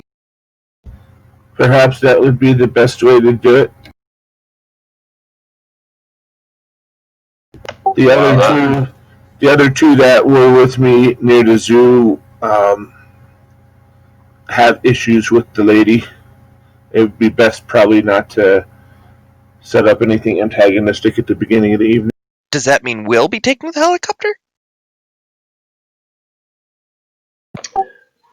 There is no helicopter, my dear.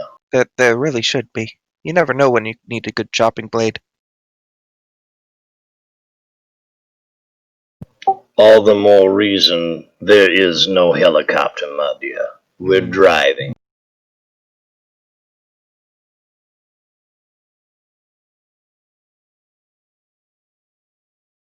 So if you'll all follow me, we'll go down to the garage.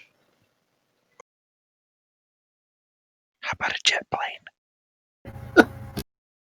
No, Why not? no place to land. Get it So- a vertical takeoff. I just want to point out, you guys have basically, well, Torin has basically offered himself as like driver and escort for this lady to this meeting to keep her safe. If like a bunch of you just pile into the car and show up, that's gonna be really weird. So No. He's offering a car and a driver, and then I will go and pick her up. Well, I thought it was understood we were coming to this meeting. I'm sorry, I misunderstood. yeah, no, this is basically just so that you guys know where it is. You guys need to make plans to somehow get anybody who's going to this to try to eavesdrop there. So, like, there might be another car that's following the one that she's in, or something like that. And then you'll have to figure out, how are you going to get ears into this meeting to Perhaps, hear what's sorry, you have electronic surveillance capabilities. It is very possible I could slip a receiver onto her person somewhere, and we can monitor after we drop her off. I could just follow her and go to the meeting. Have you been invited in, sir? No. But I can do it. Perhaps you going in as well as us trying to set up a bug would be good. That way we have two avenues.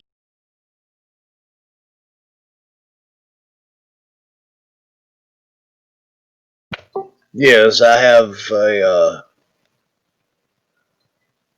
small bugging device that she wouldn't notice it if you were discreet about play. I will take care of it.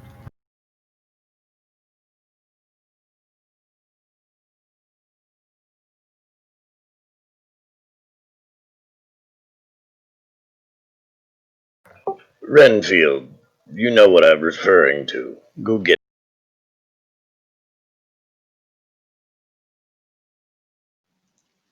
Yes, I'm on it. And he hurries away.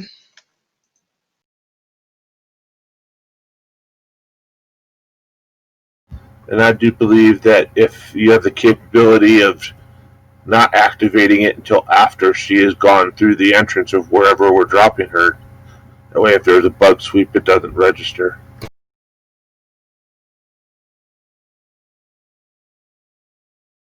I mean, why are we wanting to listen in? And why can't we just go in?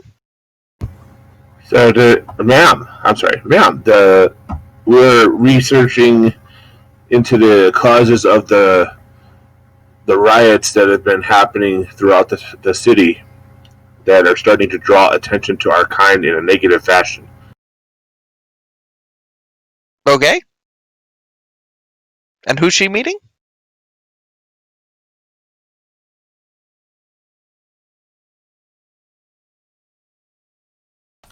I wasn't given a name by my contact. Only that she goes to this meeting. She doesn't invite any of the other of her pack with her. Packs, right? Is that what you guys roam in? You know dogs.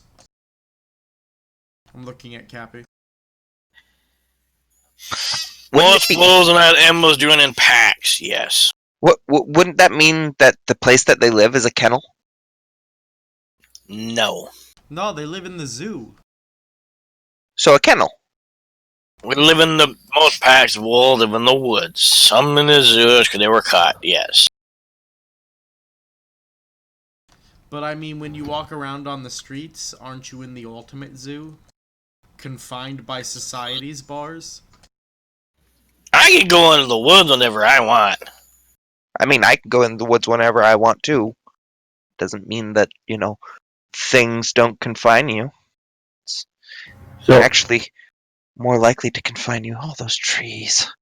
I wish to point out to the entire group that where we are going appears to be like a normal neighborhood, but the Anarchs do not make any progress in the city, and it's not a Camarilla stronghold, so we need to be prepared to deal with things ourselves should something go wrong.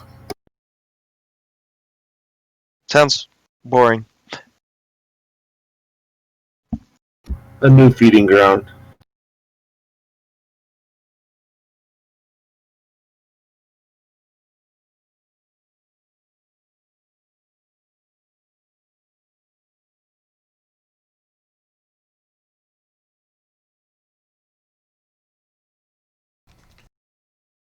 Awesome. I make sure I look my pistol and that is loaded and prepared for this particular encounter. I look over at Devil. Hey, Jessica, can you take care of Oogie for me while I'm doing this? I think I can, maybe, probably. Possibly, yeah. I give Jessica Oogie. Lovely. I will take Oogie and put Oogie on my shoulder like a parrot. Oogie has presents, right, Laura? What Yes. is an Oogie? Yeah, what's Oogie? Oogie is a small dog, a Lhasa Apso. Indeed, Oogie is my Lhasa Apso.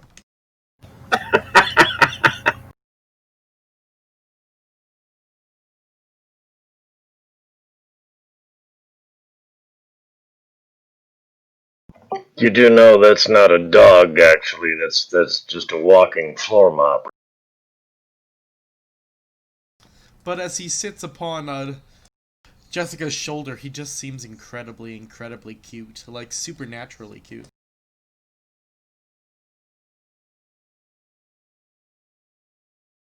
As he's just sitting there using awe.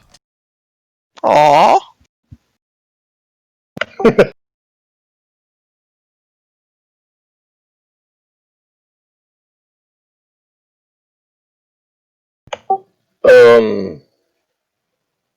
What else is Oogie capable? He's just very persuasive.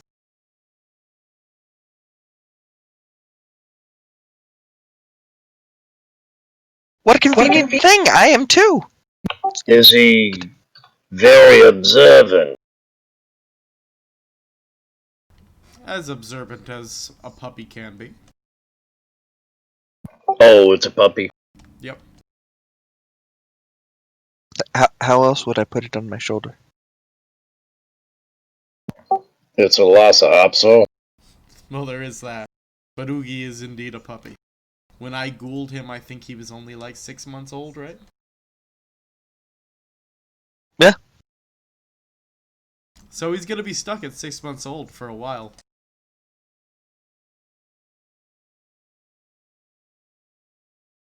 Technically, sometimes they reverse in age, so I'm wondering if you bite a 1-month-old, if you ghoul a 1-month-old,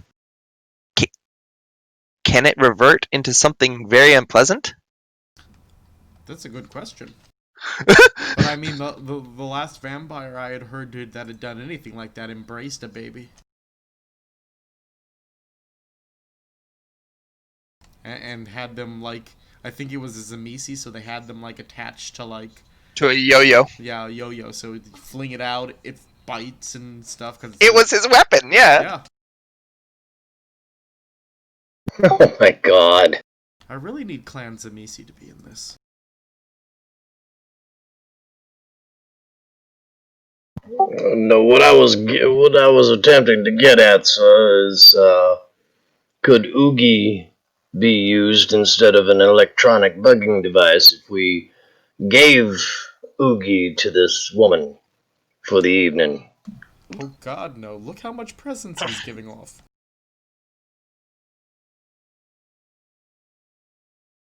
He just Although, calls all kinds of attention to himself. That's why I can't bring him with me when I go in. although, maybe in the future that's something that could be done if I make a little tiny, itty bitty kitty, city thingy.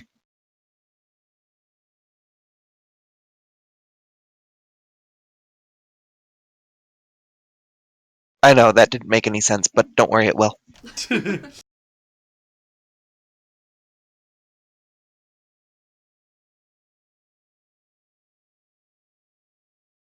Well then, Father Torin, are you ready to drive your car? I am. Like I said, I make sure I have my firearm. I am ready for actual like bodyguard duties.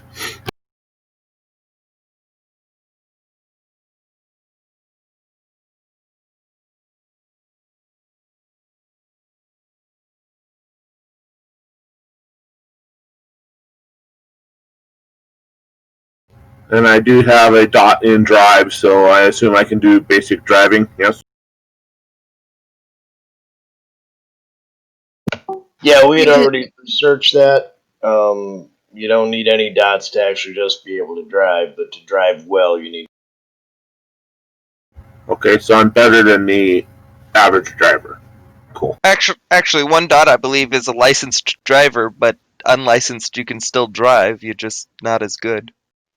I think they changed it a little in this version. 'Cause, that's what I used to understand it as. Was like, but weren't, you didn't really know how to drive. You didn't have a license. You could attempt it, but you wouldn't be good at it before.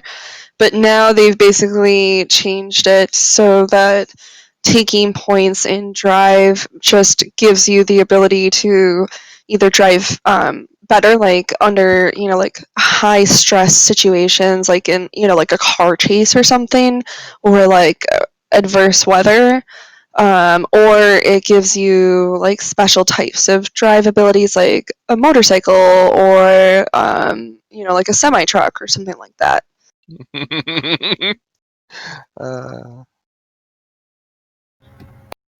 Okay. What is the electronic device that I'm going to be trying to place on her somewhere? Just a small short range microphone.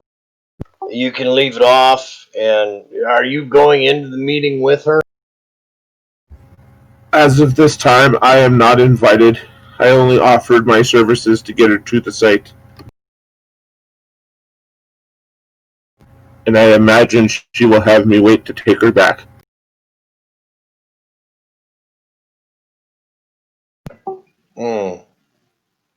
Makes it a little more difficult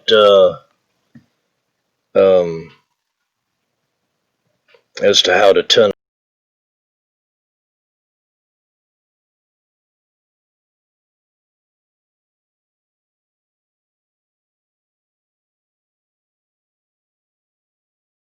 I have the solution. Instead of a transmitter, just we'll give you a small recorder to put on her person. We won't be able to hear it until after we get it back. Okay.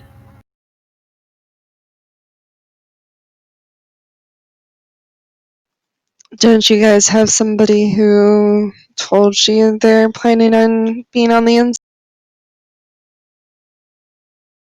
No. If we do, I didn't catch it. I believe we did. You did. Oh, we did. Or is that Billy Reeves? Joe said he could do it. Oh, yeah. So you plan on going inside anyway? Yep. So he's gonna make himself useful, huh? Alright. I've made myself more useful than you have, period, dog. Oh, my usefulness will Regardless, apparent eventually. then I don't worry about it. recommend that we put the receiver on Joseph so he can turn it on once he's inside. Is it a wide receiver? That way we have a recording to fall back on if we need to, or what Joseph is wearing when he goes.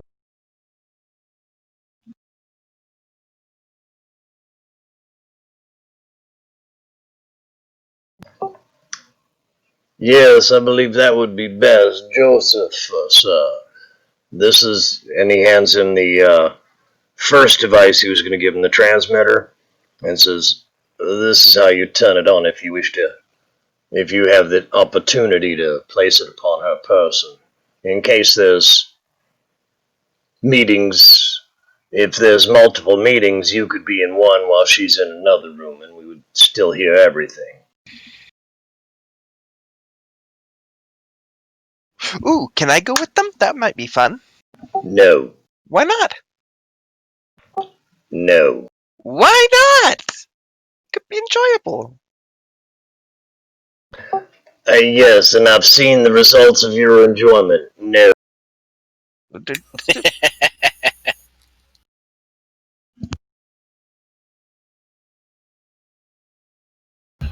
All right. Well, I'm going to make sure that I show up at the zoo with enough time to satisfy her security concerns that she may have with me and or the vehicle, and the drive time up to Skokie.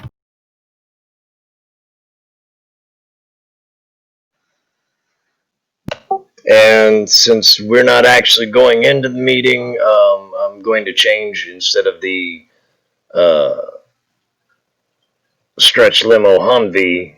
We've got just a regular conversion van. We're going to be riding in little more nondescript.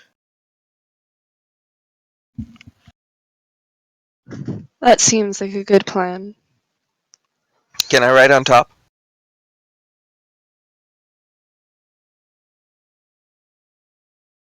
I'm going to make this easy for you, my dear. Any question you wish to ask me, just know that the answer's going to be Lovely. Should I listen to you? Awesome. Traps Freaking from. Malkavians. I just burst out laughing.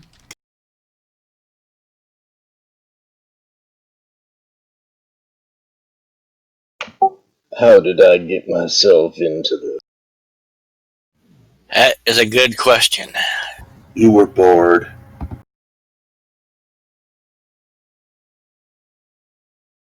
Wealthy people tend to like to do adventurous stuff just for fun. Yeah. Oogie bounces around on your shoulders, Jessica. Petting Oogie. Just like pet, pet, pet, pet, pet, pet. What is it, girl? Did Timmy fall down a well? Boy. Boy. What is it, boy? Did Timmy... Hey, I had a weird voice just talk to me now. Which Anyway. personality was that? That was the cobweb.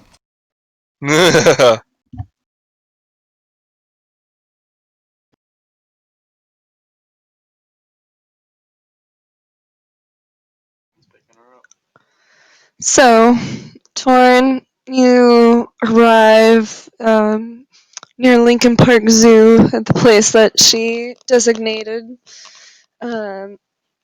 You're a little bit early, but somebody shows up shortly after, confirms your identity, and then, runs to alert Veronica. A few minutes later, she shows up walking quickly. She has a couple people with her, but it's no large group or anything. Are you ready to go? I meet her at the passenger or at the door, and I open the door for her. Good evening, Lady Veronica. Good evening. I appreciate you showing up with plenty of time to get to the location. Well, people in Chicago have a hard time driving with any sense sometimes. Really?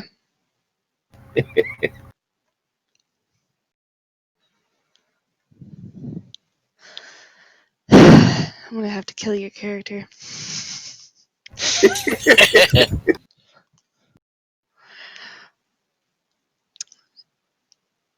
But she just gives kind of a wry smile and gets into the car.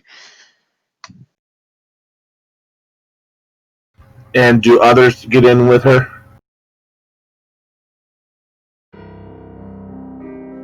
One of the two that was with her does. The other one is the man who came before to check your identity, and he stays behind. And please describe to me the individual that gets in the vehicle. Or do they introduce themselves briefly? Yeah, he'll introduce himself briefly. It's, nothing formal. He doesn't explain who he is. He just extends a hand. Brad. And it's a shorter man, but he has a very muscular build to him. So even though he is shorter, he's only maybe like 5'5" or so, if you had to guess. He still has a very powerful build to him. Okay. Kind of what I wanted to get. So it's very possible he is her own personal bodyguard.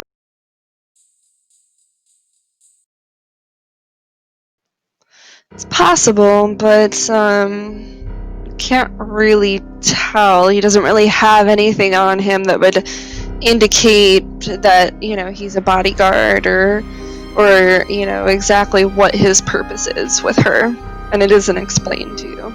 Okay, is he a human or a vampire, or can I tell? He can.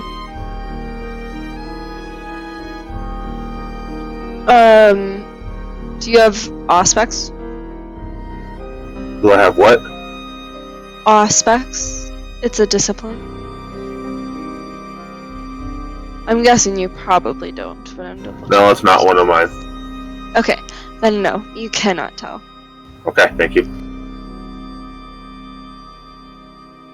Okay, well, I just for your awareness, when we get to the location, I'm going to do the gentlemanly thing and offer a hand to get her out of the vehicle, and that's when I'm going to try and slip the microphone onto it. Okay.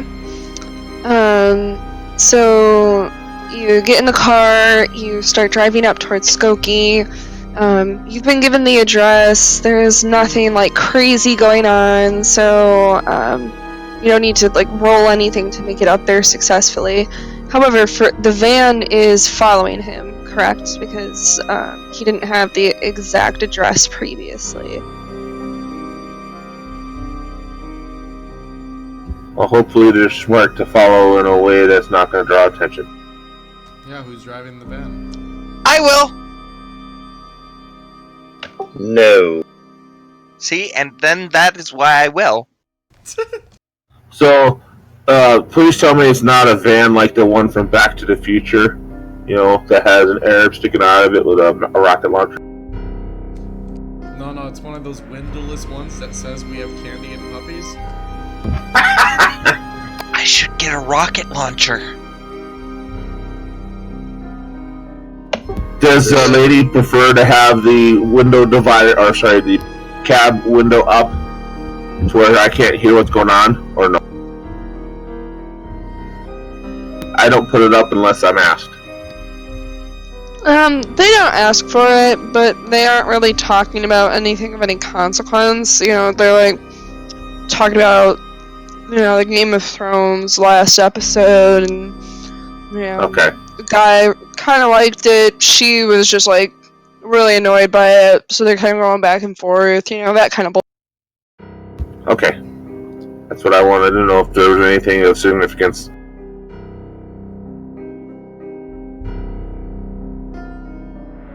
So I'm just going to put down that you gave me the address. I don't imagine you actually have a physical address, though. I didn't pick out a physical one. Okay. I can take the time to pick one out if you want. It honestly won't continue to be particularly relevant. That's fine. So yeah, I'm just going to drive like a normal person. I definitely... Go ahead, Torn. So I definitely don't want to draw the attention of any cops or anything like that, That would be nice.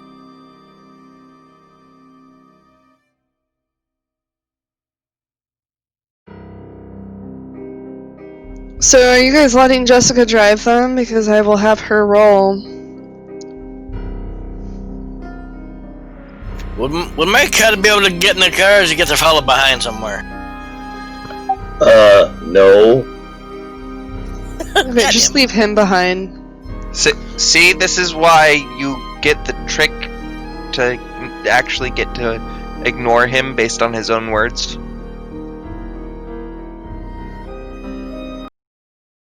I'll have him guard Victor's house for now.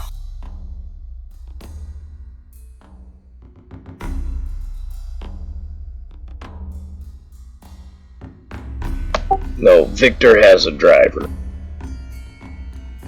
I said Okay. guard his house, not guard the car or whatever. I should talking about Yeah. something else. I think that he was referring to not letting me drive. Oh, okay.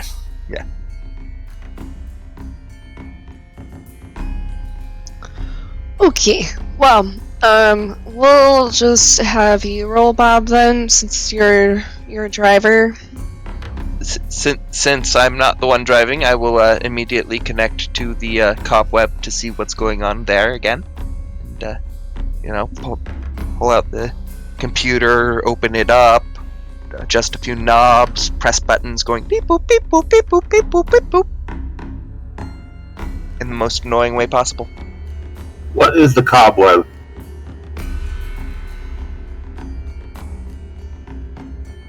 In your eyes, it's a person sitting there with nothing, pretending to be at a computer and kind of hitting invisible buttons going beep boop, beep boop, beep boop, beep boop. Okay, thank you. I'll explain it to you after game torn. So are you trying to specifically call up a premonition? Is there, like, something that you're focusing on? Or is this just kind of, let's see what's on? Let's see what's on, see if there's anything in the area, local channels, that sort of stuff.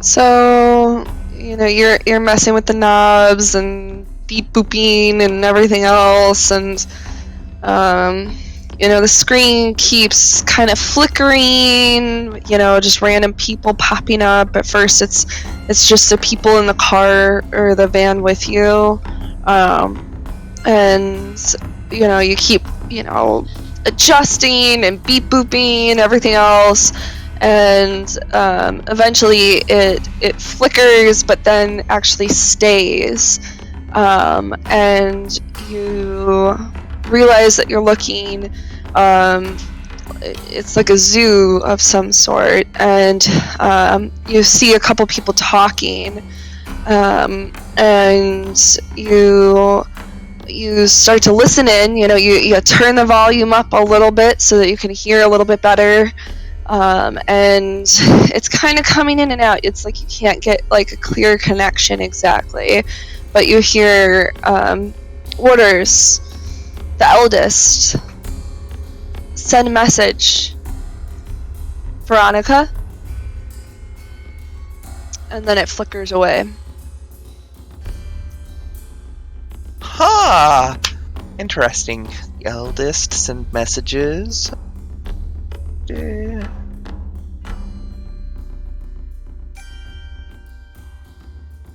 Man, I can't even get good anime on this thing.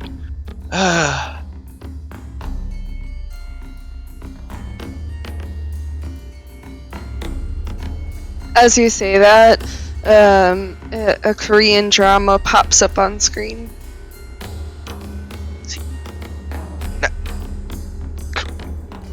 It's not quite anime, but I guess it works.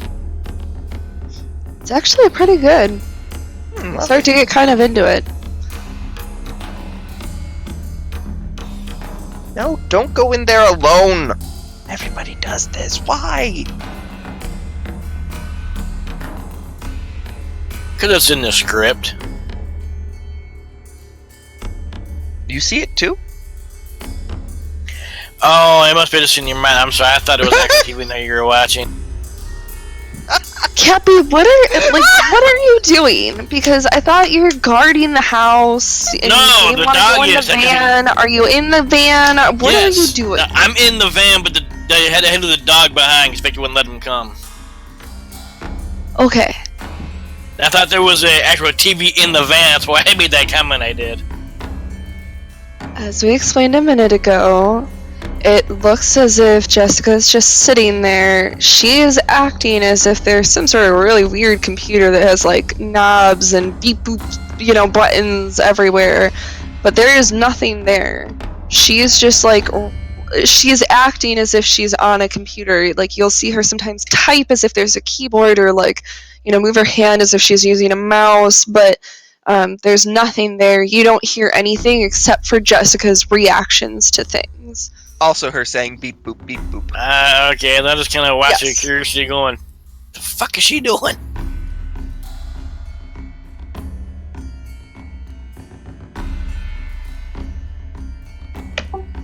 Well, sometimes it's best just not to ask.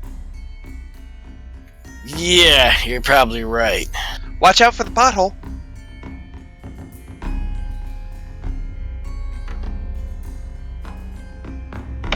You started to say you wanted me to roll something. Yeah, so I was trying to decide exactly what I was gonna have you roll. Sorry, Beck. I don't feel like it's so much. And that's fine. Roll whatever. Yeah, I don't think dexterity, because it's not necessarily about like, oh, I need to like do these quick movements so much as it's like I need to like be aware of how much following distance I have and how visible I am. Intelligence, perhaps? Yeah.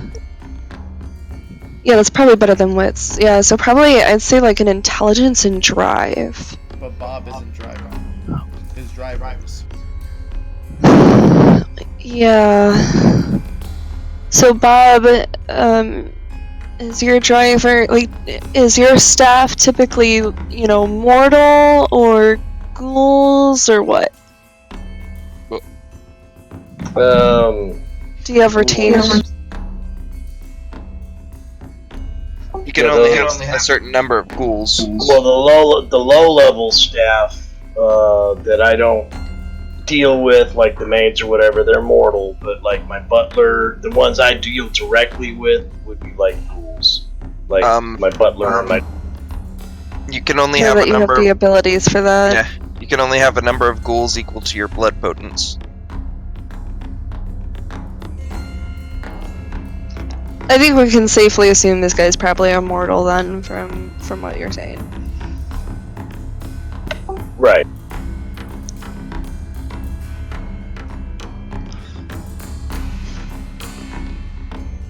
Where do I see what my blood potence is? You have a blood potency of 1. If I remember right. What generation is he? The same as everyone else? He has a blood potency of 2. Okay, then 2.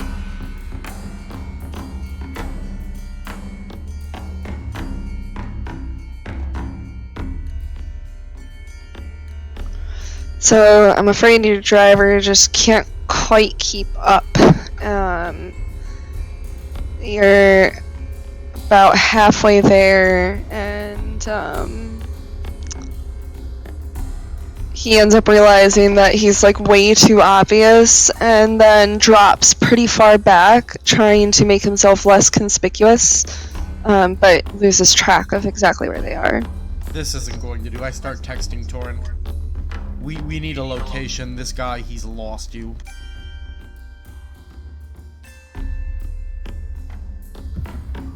I'm not going to text while I drive. I attempt to bring up Google Maps on my cobweb.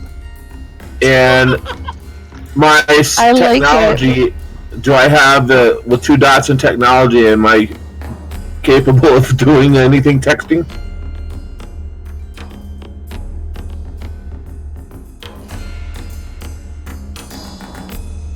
I just kind of lay back and stretch out if I can. Yeah, you could try to do like a dexterity and technology roll.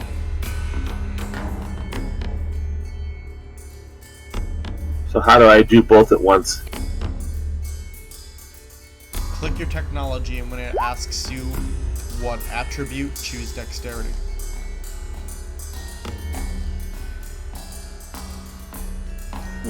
Jessica, Beast is whispering and clawing a little bit at your belly. I tell it to shush. It's computer time. I'll feed it later. Look closer. Find the secrets. We need to feed. So I'm capable of seeing that I got a text. I delete the text. I don't want to have that message on my phone until after I drop.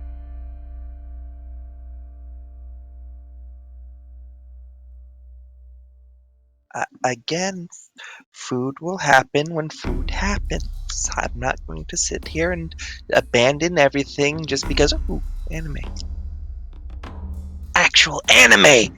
What? No, Google Maps. Google Maps. Mapping Google. Is Google a word? Is it goggle? Grumble Maps, there we go.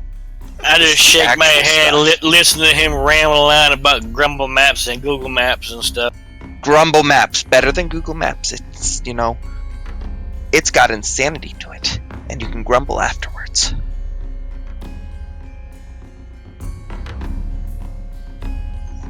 So, Torin, I got a little bit lost. I'll come right back to you, Duffel. I got a little bit lost. What exactly were you trying to? Were you trying to respond and then delete the message? Like both the messages? No, I'm going to see the message and delete it when I unload my passenger at the site. Then I will send the address because I don't want to have to worry about it being on my phone right now. Okay, I think with one success that you could, easily delete the text without, having any, big issue, since you're just trying to do that one thing. Yeah. So you ignore it. So, Joseph, you're not getting any text back. And then Jessica, after that, you make the comment about the anime popping up and everything, and so you end up tuning into Grumble Maps, and so it looks very, very similar to Google Maps, but you're able to, where you would normally put, the address that you're going to, it brings, a drop down of, faces of, people that you've seen recently, and you're able to, select, what's her name? Veronica you never met Veronica. So you're able to select Father Torin from that list. Mm-hmm. And so then, just like earlier in the night, after you do this, right, it pops up, showing you the route and everything, except instead of, I want to say it's, blue that Google Maps uses, it's, purple dotted line that you see for what the route is. Oh. And then you hear a honk outside, from the street, and you turn your head away from where the monitor is towards that honk for some reason. You have to look right now, and then you start to see the purple orbs, but they're lining up fast enough to keep up with the car. And so if you chose to, you could direct the driver to follow them. Lovely. I will hop up and get to the front seat and go that way. Towards turn that way. Now. Do it now. Do it now. Do it now. I'm waiting for... I need to follow Victor's instructions. Do what she says. And so he makes a quick turn, trying to catch the one that you were telling him to take after the moment's hesitation, and he pulls it off. It's a little sloppy, but he gets it. And at that point, he starts looking to you for directions, unless Victor says otherwise. I will go. Okay, and the next right. It looks like next right. Ooh. Just watch out for the cat. It's about to run across the street. Don't worry about it. It's only a cat. You can run it over if you want. Nope. Now to the left. It's got 9 lives.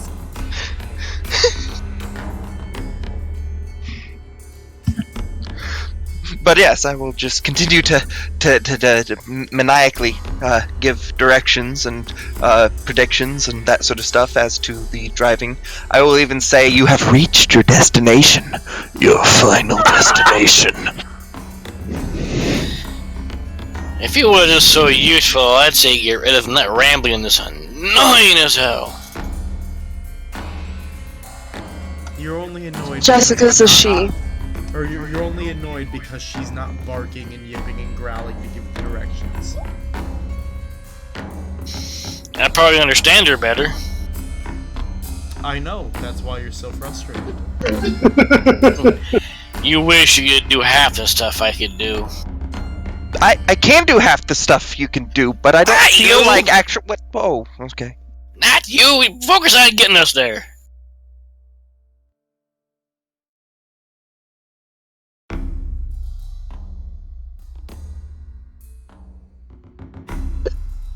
So you guys arrive. You realize, or the driver, or actually, we'll say Victor. You realize that Jessica has quite literally led us like right where Father Torin is with Veronica right now, which means that you are super obvious again.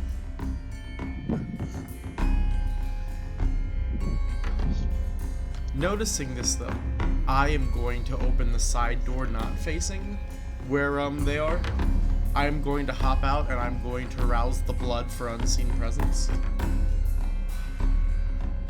Okay, go ahead and make your rouse check. As he does this, I am also going to activate Auspex, See the Unseen.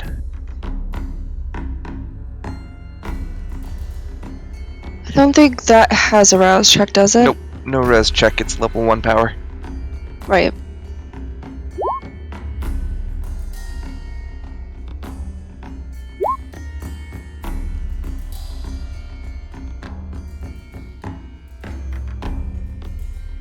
So Jessica will be able to see Joseph, no problem. Joseph, as you slip out of the car, the smell of the night rushes past you, and this following of your prey, right, has kind of awakened something in you, and you feel the beast clawing at your stomach again. Hunt, yes, let's continue to hunt. Let's feed. I whisper slowly to myself, after this.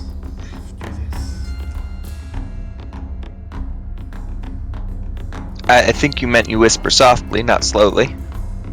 No, slowly. Oh, okay. Softly and slowly.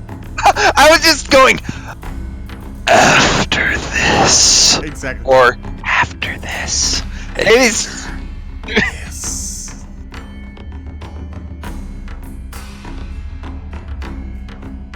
And I am going to get in a good position to follow her. Do I manage to slip the microphone? And for any who is looking at me, I vanish. You're no longer looking at me, and I'm just gone from your sight, except for devils.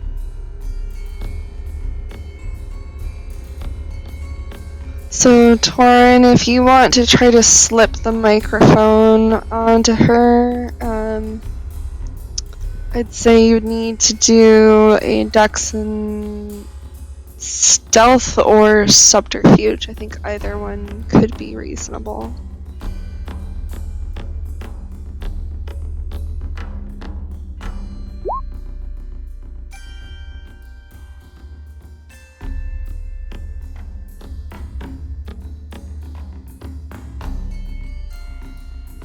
I do this while offering my hand to allow her to get out of the car like a lady.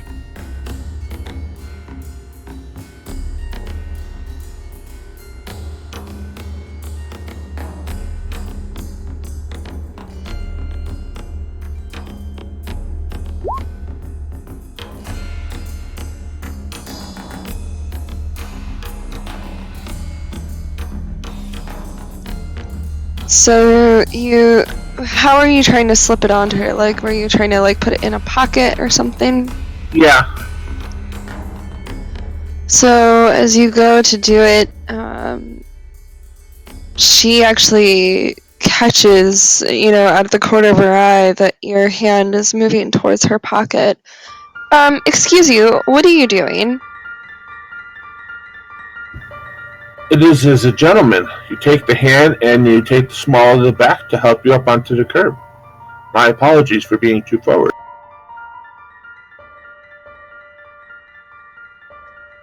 Yes, that was quite forward.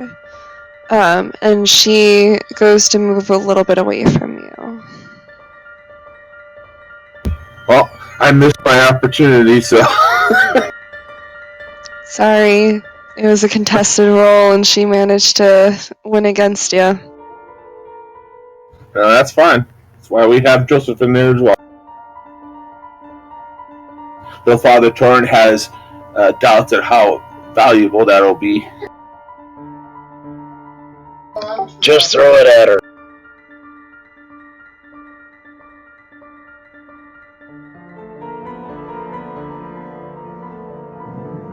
It's too bad you didn't, prepare something that it was just, slipped into, here's, a thing of tissues or something in case you need it or whatever, and it was tucked inside that. That could have been a good way to do it, too.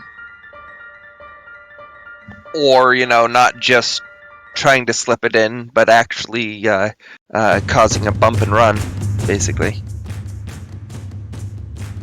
I do ask her if she wants me to remain here until after her meeting is over.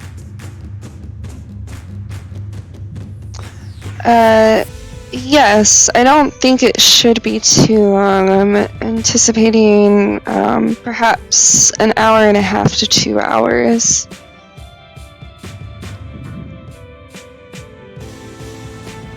As you wish, my lady. And once she's off on the car, I shut the door and make to go. I'll go find a suitable parking spot where I can observe the entrance that she heads to.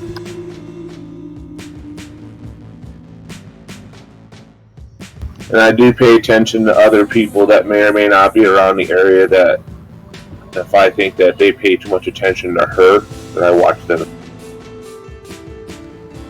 I follow her to where she's going, moving stealthily. I'm going to, I guess, try to follow the Grumble maps directly to the person, because otherwise you just can't get rid of that notification. Oh, jeez. Well, so originally it was leading to Father Torn, so do you mean you're continuing to follow Father Torn? Yep, I'm just gonna sit there with my computer and pick it up, go after him. Okay, so, he doesn't go terribly far. He does have to drive around a little bit to find a parking space because, parking sucks. Yeah. But he isn't going, super far. You're out in Skokie. It's not as bad here for parking. But, yeah, it looks like you're carrying, a monitor and, PC tower and stuff. Although nobody can see anything. And I'd say, after probably, 10, 15 minutes, you're probably pretty much catching up with him as he's parking. Lovely. So I will approach him and say, "So, do you have any spare cash? I could use a little bit of spare cash. I'll pay you back. I promise."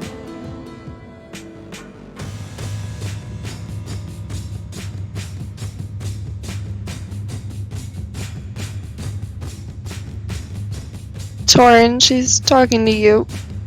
I'm sorry, I missed that. What?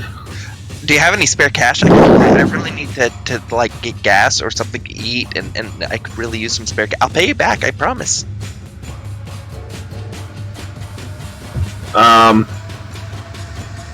I do not have any spare cash, to be honest. Keep in mind you have a supernatural hatred towards me. Or dislike, rather. Also, Devil, as you now approach, now that he stopped moving, you're talking to each other, you approach closely. The little notification finally goes away on Grumble Maps, and the little pop-up, like, you have arrived, shows up where you can click it away. I'm gonna click that away. Oh, thank God. I make sure my cross is prominent if I'm not supposed to like her. Why am I not supposed to like you? It's a flaw I have. I'm disliked by priests. Oh, so you're a floozy, is what you're saying. I mean, whatever floats your boat. So, I'm following her. By her, you mean the other her. Yes. Veronica, her. Alright, so, she goes into the building. You see that, she, goes to the elevator, and, pushes the button to go up. You don't know exactly which floor she chose, but there's only 4 floors here. Then I will go systematically taking the stairs floor by floor. Basically checking for the elevator, so I'm going to be going up the stairs pretty quickly. Okay. I'm gonna say to enter this stairwell. Let's see. So you're like invisible, but people can try to detect you, right? Not exactly.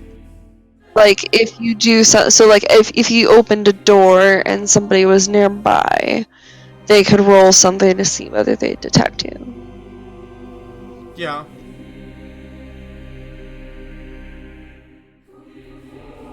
Okay. But I will wait till she gets in the elevator before I do it.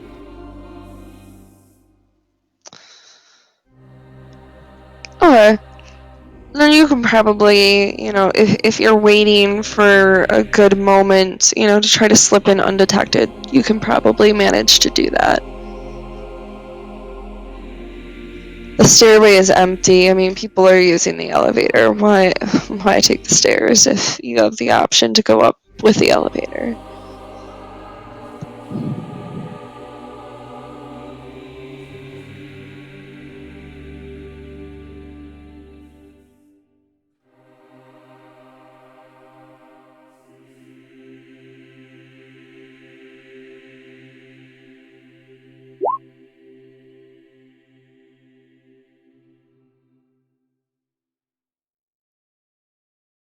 Alright, so...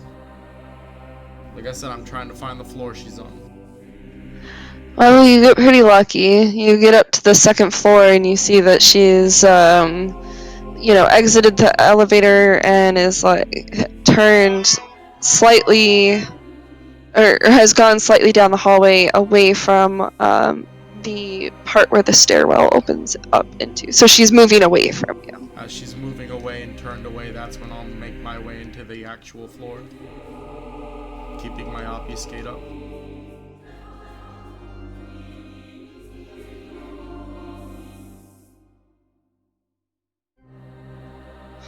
Now that you're up here, you see actually a few people walking, the same direction that she is. It looks like, a lot of people are starting to show up for the meeting now. It should be starting any minute. Alright, I'm gonna find myself a good place and where they're gathering to, basically camp out.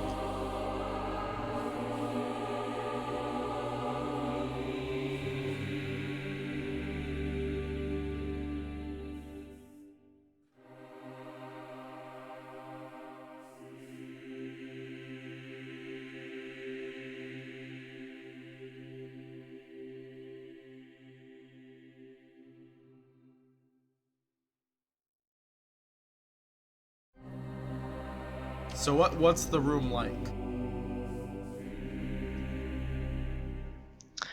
So,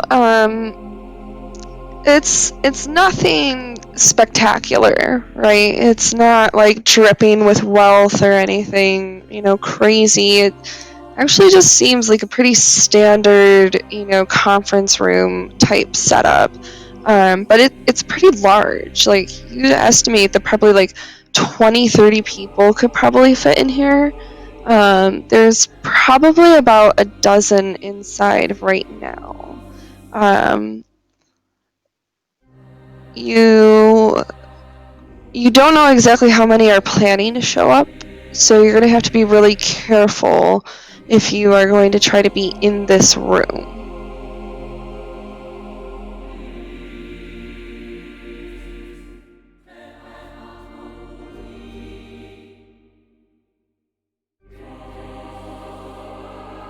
Alright.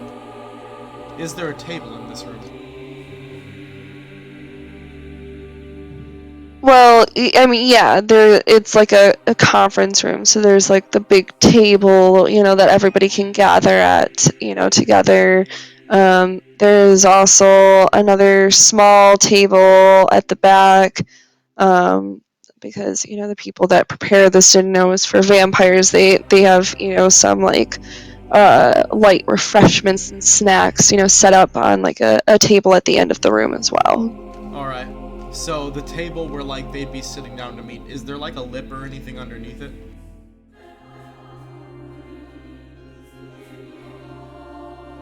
No, it'd honestly be pretty hard to hide under that conference table. No, I don't want to hide under it. But Bob gave me that whatever device for recording what I hear. I want to put it on like a lip underneath, some tables you could like put small things there. I see what you mean. Yeah. Yeah, maybe not exactly like a lip, but because it's such a long table, it has kind of like some extra support built into it, and along one of those like extra like I don't know, support beams is like the closest thing I can think of. That's not the right term for a table, I guess, but along that you're able to place that thing pretty easily. Alright, then I'm going to place it there. And then can I get under the refreshments table?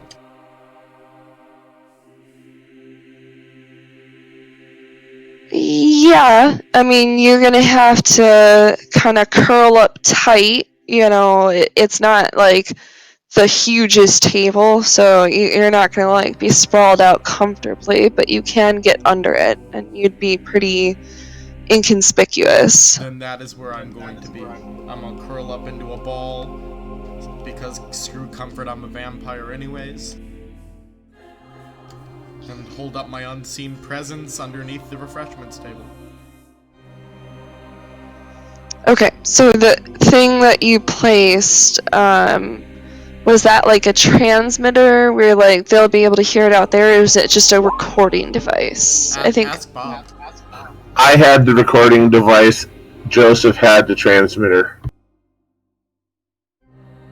Okay, so I'm guessing that Victor then has, whatever is like receiving from the trans.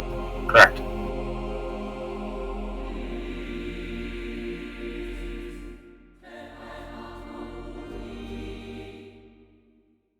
So maybe after 5 to 10 minutes from the time that you guys saw Veronica get out of the car, you start to hear chatter along from the transmitter. Right now it's just kind of random chatter, like multiple conversations are going on at once. It's clear that like people are filing into the room and having little conversations or whatever. Nothing is like officially started, but it seems that Joseph was successful in placing the transmitter somewhere where you should be able to hear most, if not all, of this meeting.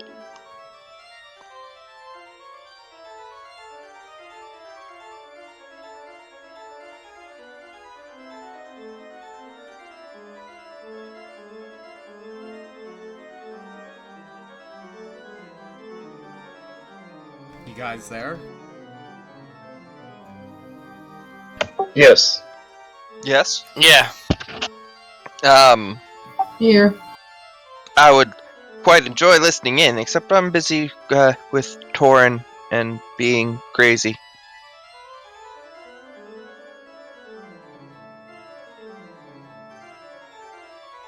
Yep. Yeah, you guys are just kind of hanging out. I just wasn't sure if they were gonna have anything to say now that they've realized that he successfully was able to get into the meeting room. I wouldn't know it. I wouldn't as far as I know. Me and Victor are still in the van chilling. Part of me wants to dial Joseph's phone right now. Okay. Yes, you But I'm are not in the going to. van chilling, but he has what the transmitter is sending to. You guys have just started receiving, Cool. the audio of the meeting. Was my point. Well, listen in. Yeah, we're gonna listen in. Hopefully for key names and that kind of stuff.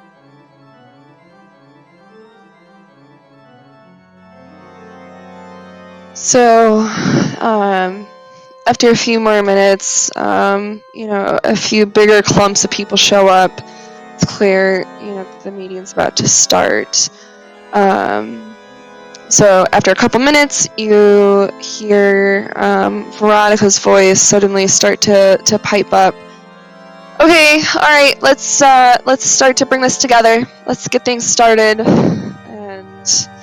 And you hear rustling and like chairs moving and squeaking, as people gather around and sit down, and all the side conversations start to die down. And so she you hear her voice come like much closer to where the transmitter is. She's suddenly a lot louder than anybody else. She's the only thing that you're really hearing in the room at that point. So it sounds as if maybe she's like standing to talk to everybody and lead the meeting. All right, so I'd like to get started with essentially just a progress report on how things are going in each of your areas.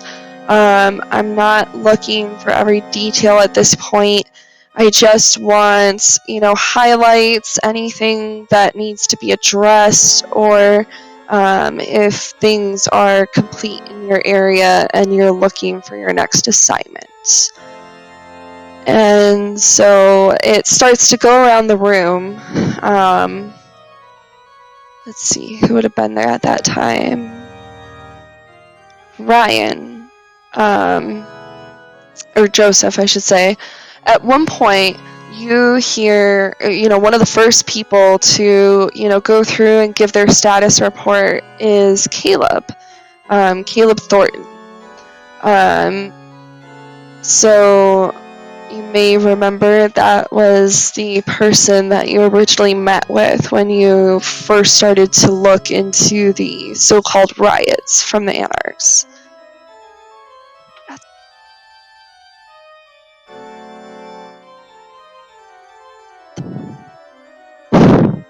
So he gives an update, and it kind of lines up actually with some of the stuff that you've been doing. He mentions that he had started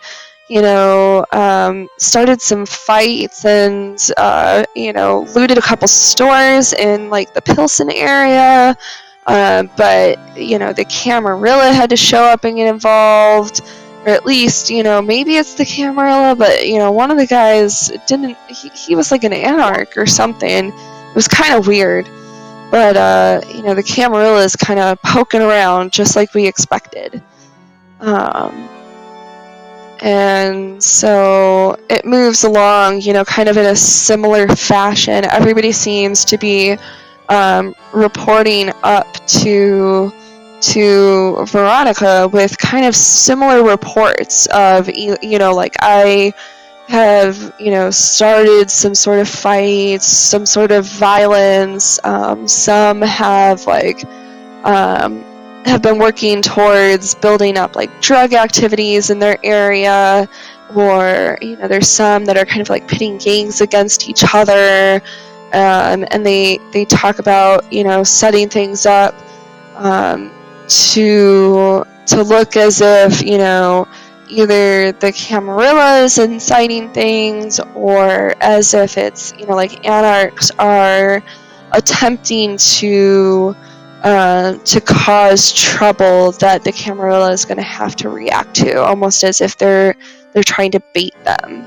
But there's nobody who seems to have an authority over Veronica. So you start to really get the sense that like she's leading something here.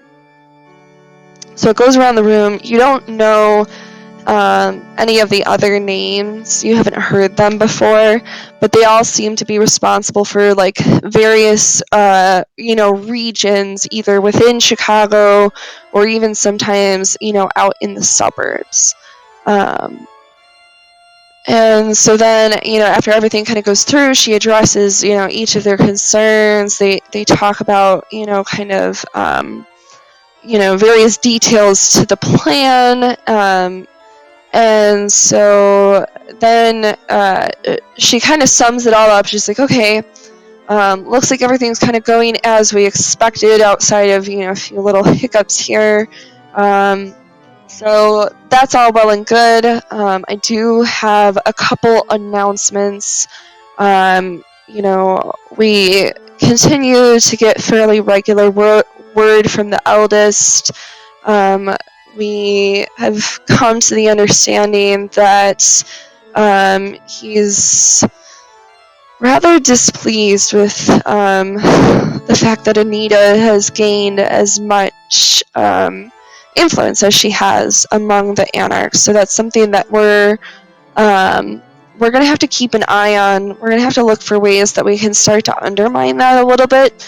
So as you're going through and making your preparations, if you find ways to tie that back to her and undermine her authority, or make it look as if she's had error in judgment, anything like that, please make sure that you note that to me as soon as you're able to, and I can use that to keep building a case.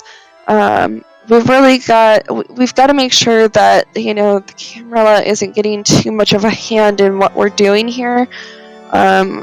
We've got to make sure that we're continuing to focus on just general destabilization in the area.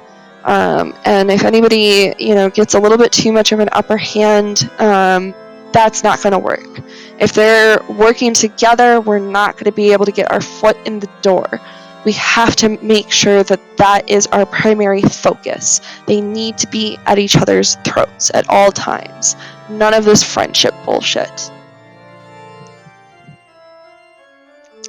And you hear some questions pop up from various members. There's a couple that have ideas of oh hey, I could set up this and this. Anita's going to be in town this day. We'll make sure that this pops up and it looks as if this could have been something that was planned along with her visit. Things like that. But all of them are kind of set up, so they're kind of fairly obvious. If you start to think about it, it's things that, they're meant to get some attention. They're not necessarily meant to actually be crimes that are gotten away with. And they kind of set up for information about it to leak appropriately. So it's all very, very focused and very planned out to have exactly the impression that they're going for. Now, do we recognize any of these voices, or any of these high-profile enough vampires that we would recognize?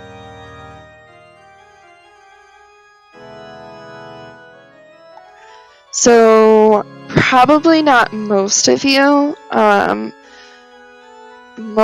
It doesn't seem like there's any Camarilla people here that you recognize, at least. Joseph, you and I will probably talk a little bit later about who you might have recognized from this. But you definitely do recognize that this is a room full of people known to be anarchs. At least of the ones that you know of. You don't necessarily know every single person in the room, but for the few that you do know, they all seem to be anarchs. But they all seem to be pretty darn loyal to Veronica. It seems like they're reporting up to her in a way that's pretty unexpected to you.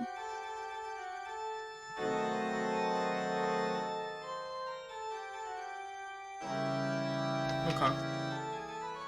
Is there anything else happening with this meeting, or does it conclude like that? So after they kind of talk about, this focus on making sure that Anita isn't strengthening the bonds between the Anarchs and the Camarilla, they start to talk about setting up what almost sounds like campaigning events, like, when politicians want to get elected or something. For Veronica, there's kind of like a small team that's like sitting closest to her, like her left side at the meeting. You can see that. Obviously, the people listening in aren't gonna, see that, but you're able to see, they're kind of sitting right at her left side, and so she's talking about, we've got to get, more information out there. People have to understand, what the impacts are going to be if, Anita gets her way. We need to show them that there's another, option, that they don't need to be following her. Let's remind them what the Anarchs are all about to begin with. So it almost sounds like they're, kind of putting her out there as, a potential, leadership figure. So they're the political action team. Is Caleb on this left side?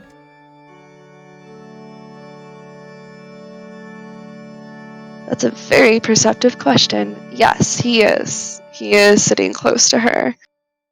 Thank you.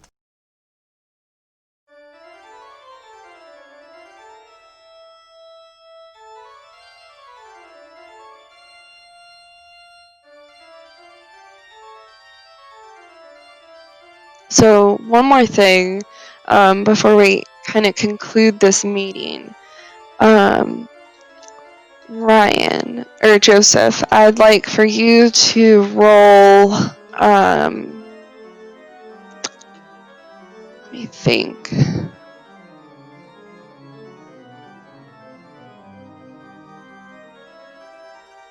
And now's the time I ring his phone. I'm just kidding. I'll do it. Nah. So, can you roll me an intelligence and awareness?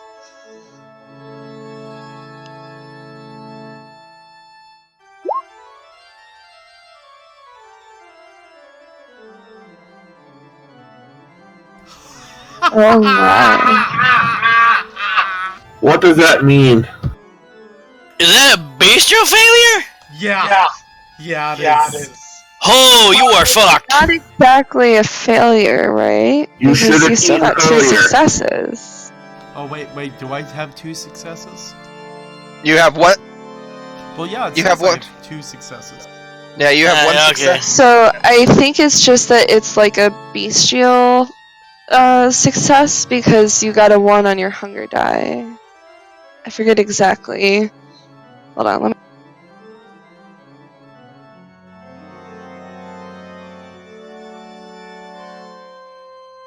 That's what you get for not eating first thing in the evening. Just Well, saying. actually, it'd only be a bestial failure if he had no successes. Then we'd all be fucked.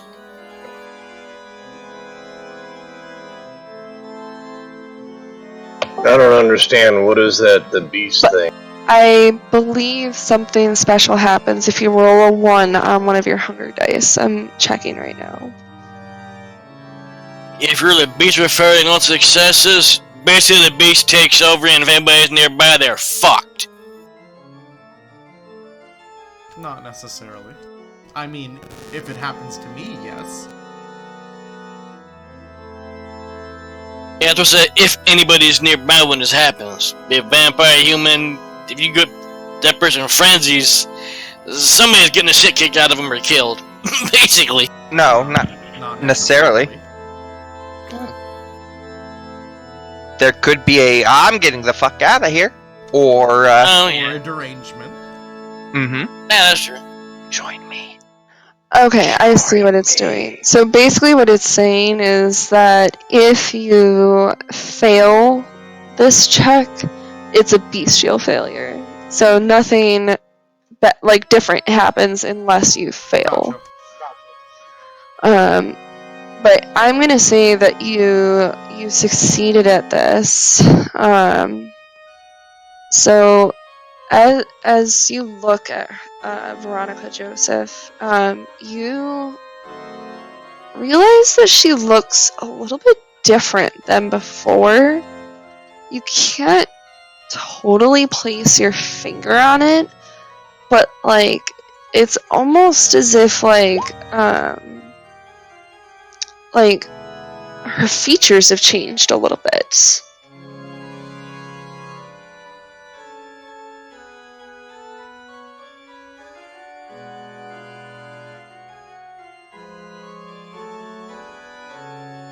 Cosmetically or structurally? For the notes, sorry. I mean, it's definitely more than just makeup, but he doesn't really understand why she looks different to him. He didn't get enough successes to really figure out much more than she looks kind of off. Her face looks kind of different than it did before. Okay. So, different than before when he made her his biatch, right? Yes. Yeah. Okay. He got a good look at her face then, and he remembers it still, and when he thinks back to it, he it's not just a matter of different makeup or something. Her features look a little bit different in just small ways. Okay.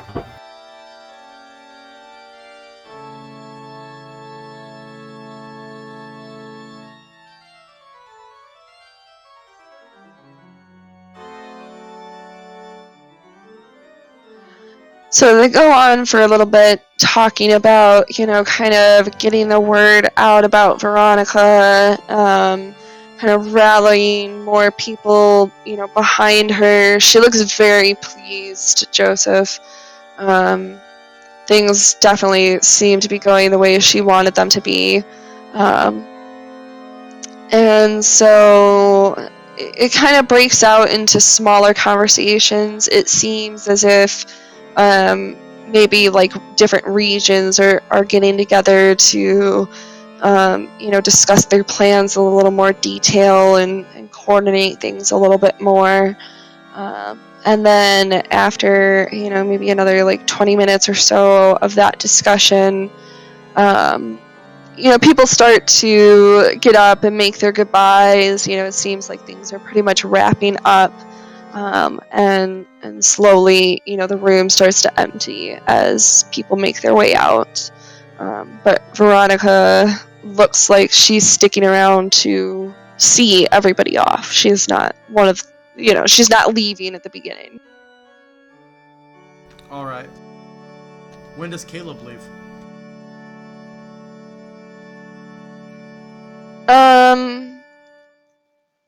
He leaves when, maybe half of the groups have started to filter out. That small group that was sitting next to her, everybody besides, what's his name? Brad. Everybody besides Brad ends up getting up to leave as a group, and he leaves with them.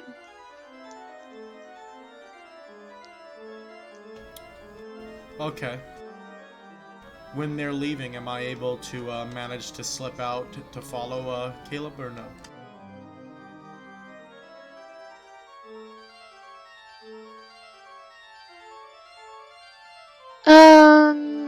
Yeah. Yeah, I think you can, as long as you were careful about it, you could do it. As long as you're not, like, rushing yourself too much. No, I'm not gonna rush myself too much. What way is Caleb leaving?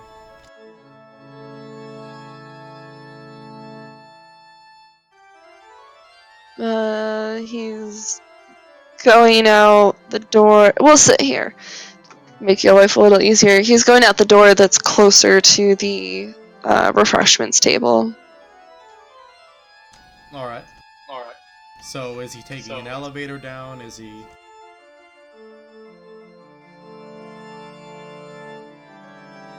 Oh, I see. Yeah, he'll take the elevator.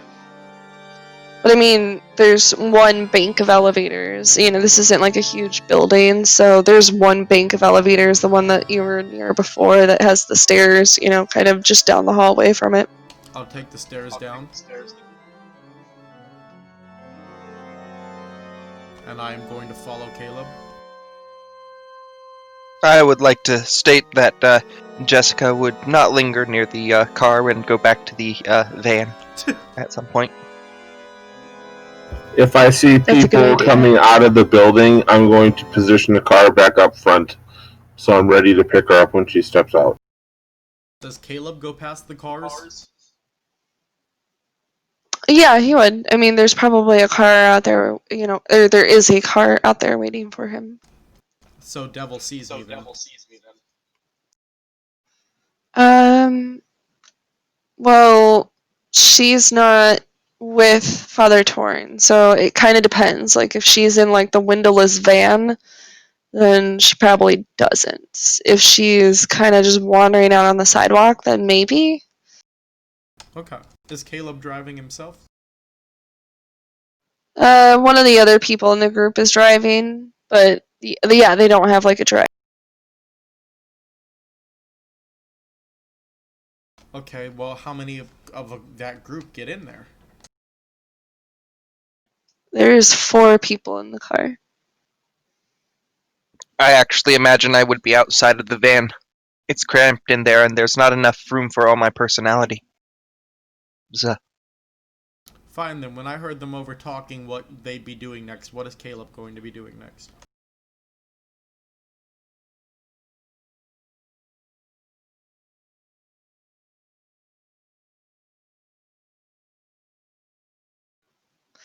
He's heading back to Pilsen.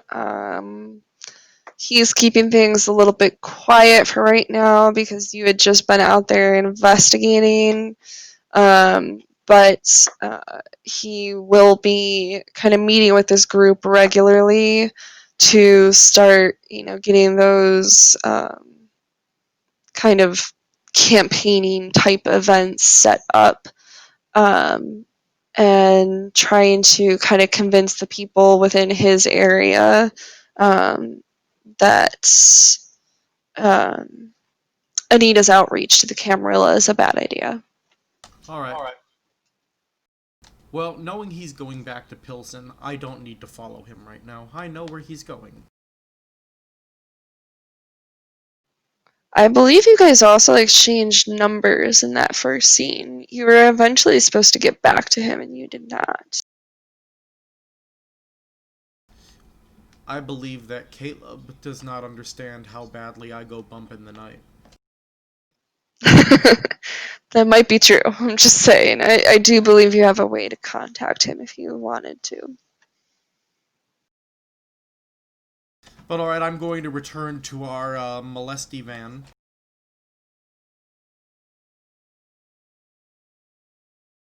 I will wave as he approaches. I'll wave to you as well, as I pop in and drop my obfuscate.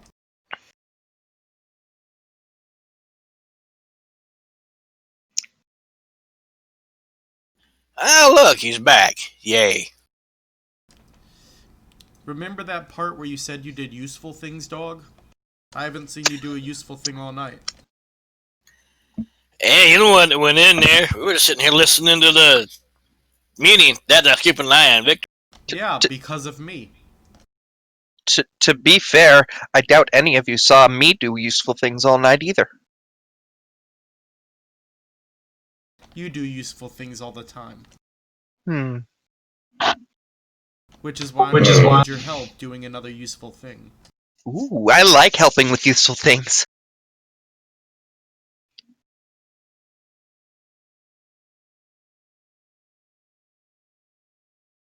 So, you guys heard everything I heard. Actually, I didn't. I was outside. Oh, don't worry. I hope they were recording it. I hope so too. That would have been smart. We were. Oh no, we weren't. But we don't know that.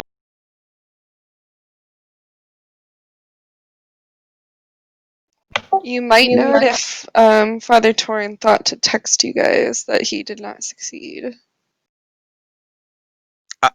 I mean, if I were going to have a bug in the room, I would record that as well anyway, just to see if there were discrepancies or distance. Because sometimes you hear stuff on something else that you didn't hear on the first thing. That would have been just, yeah.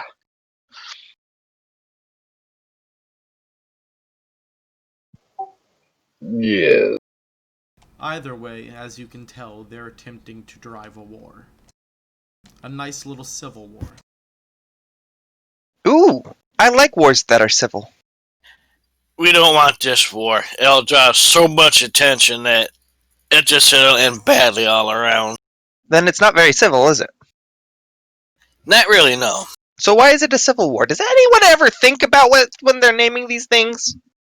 No, they don't. Okay.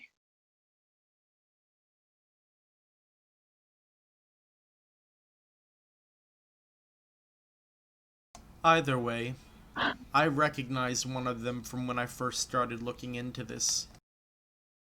Oh, was it the girl we escorted? Well, I do recognize... Well, actually, I didn't recognize her. There was something weird about her face. Oh. Well, I didn't actually know about that, but hey! Premonition. Yay! What do you mean weird? Because I can't place it, but, you know, when I first saw her, I had a good look at her, you know, while I was making her cow like I do to most dogs. So it was her, but it wasn't her, is what you're saying. It was definitely her. Sounded like her, spoke like her. Maybe I should take a look at her and her. Because I've got good eyes. They tell things. Perhaps you could allow him to finish. I could.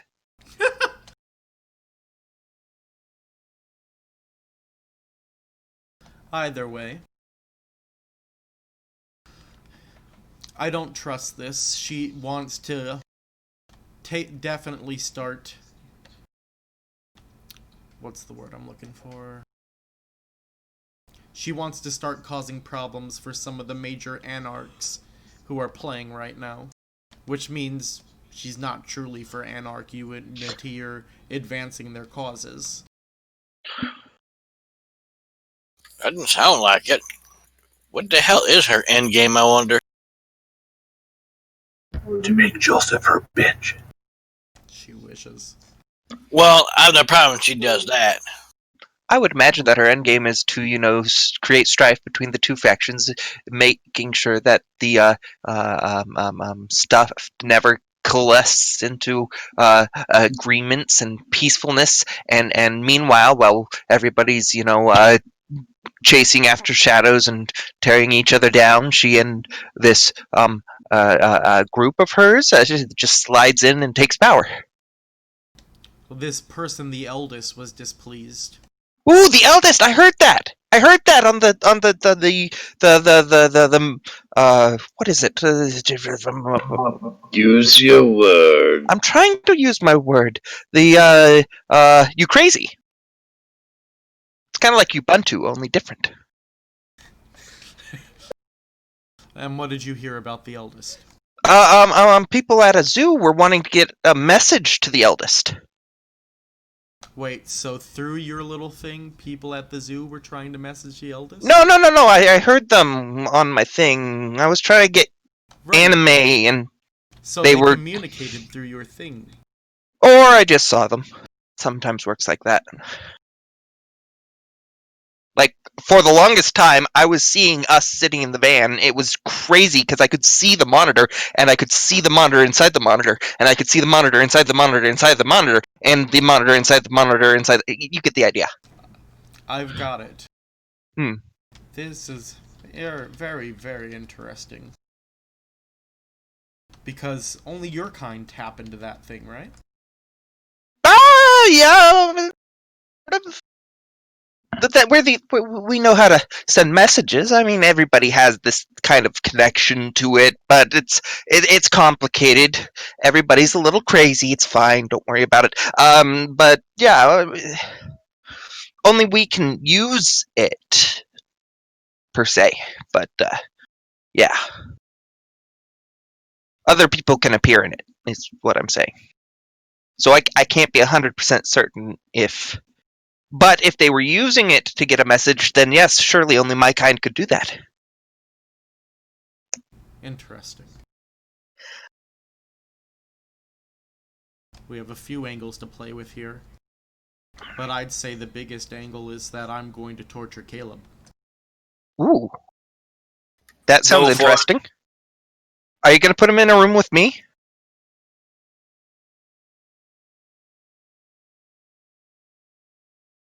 Well, you're going to help me with it.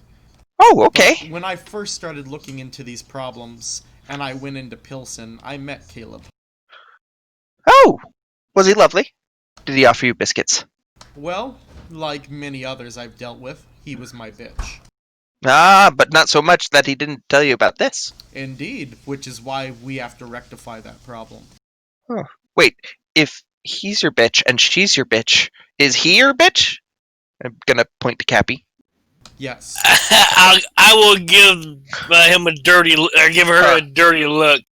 Are you breeding bitches? I'm not really breeding bitches as much as I just make them. He wishes, and apparently this Caleb isn't his bitch. Otherwise, you wouldn't have held back. He's losing your touch, boyo. Are you saying that you made it? Are you saying he made it so that you didn't hold back at all? That's kind of. Oh, I'm not his bitch. He thinks I am, but I'm not. You think That's you're what a bitch not, would say. but you are. Yep, exactly.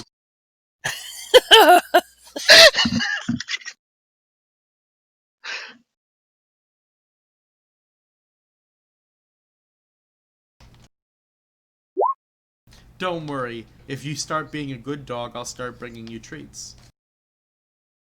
Out of curiosity, I'm not a bitch, am I? No, you are not a bitch. Okay. You're just a crazy fuck. Only those who I've effectively used Daunt on are my bitch. Oh, okay. So, literally, all those Yeah, like people that every I've man. mentioned, I've effectively used Daunt on at least That's true. once. You try. If I recall, you tried to use it on me, and I succeeded. Yeah, I didn't succeed on my roll, unfortunately. I mean, I wasn't the target, but I mean, yeah. next time I won't attempt to use it in the way that I got it or try to resist. He was on a really good roll for a while with it. Well, he was.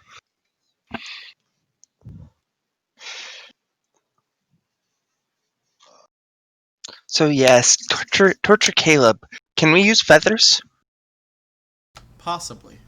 Yes, my favorite torture implement. Feathers and a dictionary. We'll have to arrange a good night for doing that. So, yes, good night, Laura, yes. I'm going to do a side scene with Devil later in the month to torture Caleb. Feathers and a dictionary. I'm almost curious to see how you use that for torture.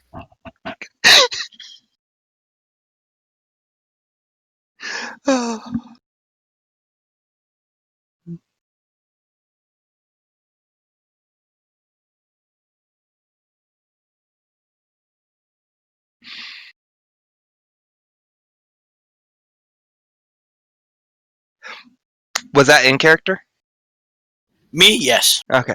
Well, you see, it's quite easy. You see, you take the feathers, and then you pluck the feathers out of them. You have to put them in first, though. And the dictionary, well, it's a dictionary. Okay, I don't get the dictionary, but I do get the feathers and how that would hurt like hell. It's effectively useful if you reach up inside them and put the feathers in there, and then pluck them out one by one.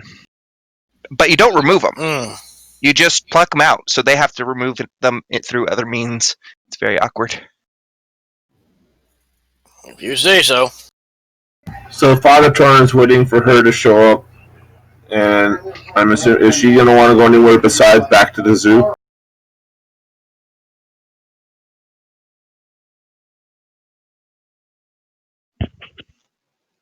So you're literally going to be like the last car waiting there, because she does, stay to see anybody out, have any, small side conversations, with people who are looking for kind of a one-on-one sync up with her. But she does come out, like a good 15 or so minutes, after she originally told you the meeting would end. But you were kind of expecting it. She did say, that it might go a little bit later. And she'll come down, and I imagine you're probably like waiting by the car for her again. Yep. All right. I'm ready to head back to the zoo. I need to make some arrangements there, and I've received a message I need to go look into, so I'd like to head straight there as quickly as we can.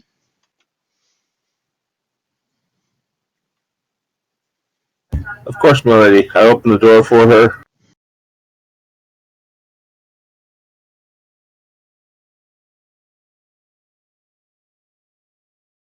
And then, is her other guy with her too, or is she by herself this time? Brad's with her too. Brad, okay.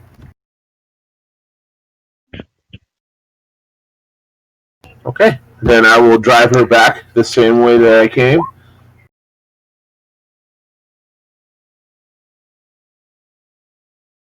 And make a point of driving past the van. This time she requests for you to put the device. Okay. And I push the divider up. Do we return to Rick's? Or not Rick's, Victor's? Okay then. That's up to you guys. I mean, I figured that's probably where you guys were going to reconvene.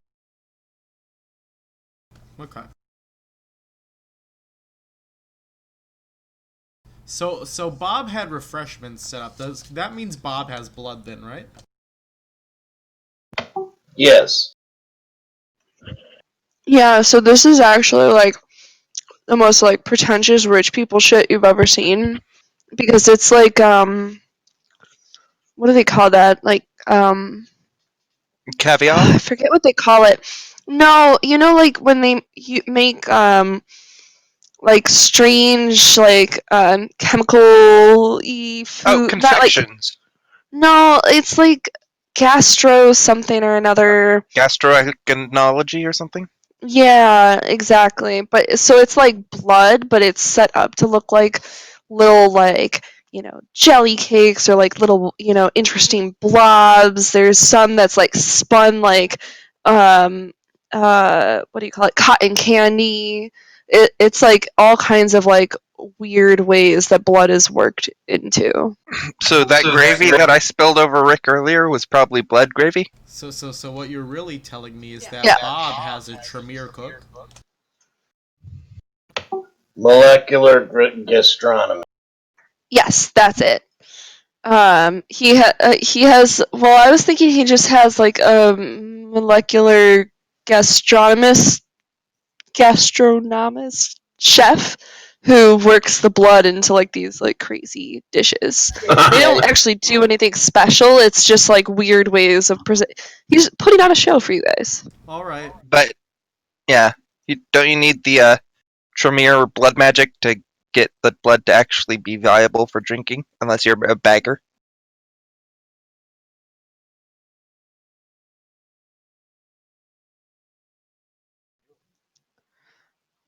I guess probably. I guess I didn't look specifically into this. I'll say he hired a Tremere chef then. I feel like he has the kind of money that he could do this. At least 4 dots, yeah, probably. Alright, I'm going to try to sniff out, since this has been blood worked into things then, and I have the Bloodhound merit, I want to sniff out anything that is phlegmatic. Phlegmatic. Yeah, phlegmatic. As I do not have the Bloodhound merit, I would like to not ruin my resonance.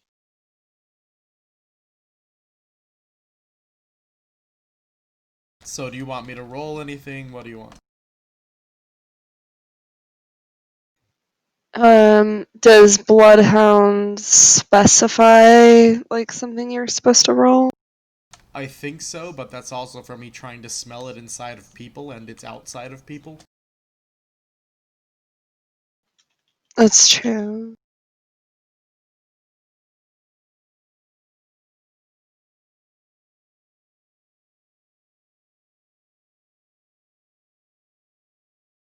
So I'm gonna have you do that same check, but we're gonna lower the difficulty to 1. Alright.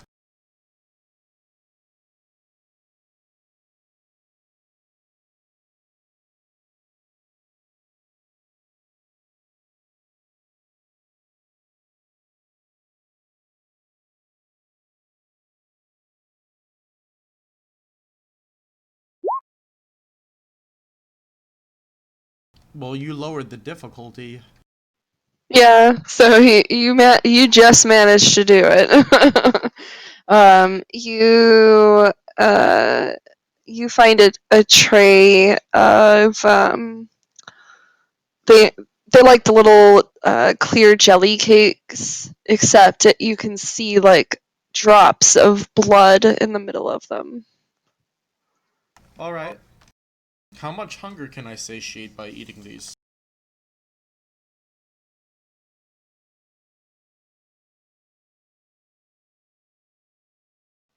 So these are just meant to have like small amounts. I'd say that you could eat, like a handful of these and satiate a point of your hunger. I'd say about the most you're going to be able to like reasonably get from this is maybe 2 points if you like really grab a whole bunch of them and eat them. I'm grabbing a whole bunch and eating them. So you're just clearing the whole tray that's like meant to go around. I'm at hunger 3. Okay, so yeah, you can go down to hunger 1. You're just like quickly eating these things. One of the waiters is kind of looking uncomfortably at how quickly they're disappearing.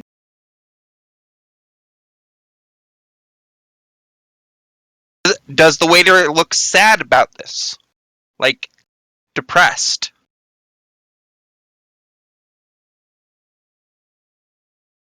No? Okay. I'll just be over here.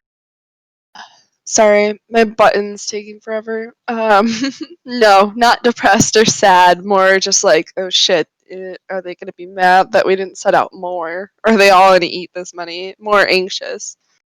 Fearful works too, though, I think, Devil. Oh dear!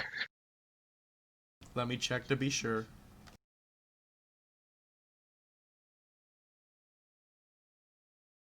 Yeah, scared. Scared is one of the, No more hunting homeless people.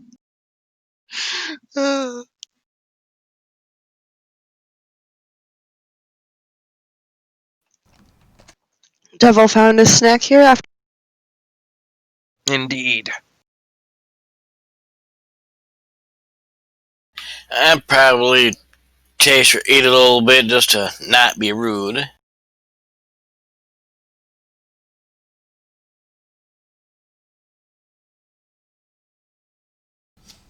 So yeah, I'm gonna just slide up behind that anxious-looking waiter and be all like, you know, if he doesn't get satisfied on that, or if we don't all get satisfied, we'll be looking at the servers next.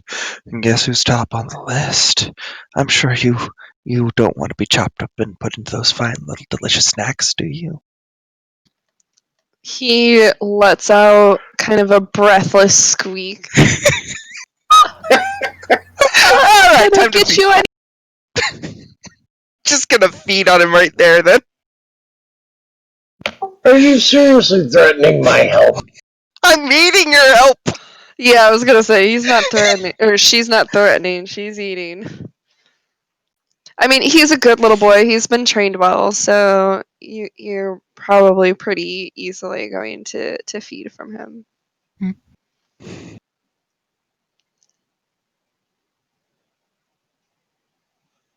Yeah, so yeah, just one dot of hunger and just looking for that. Not So, ruining my obfuscate, but yeah. so it is that same melancholy flavor to the blood.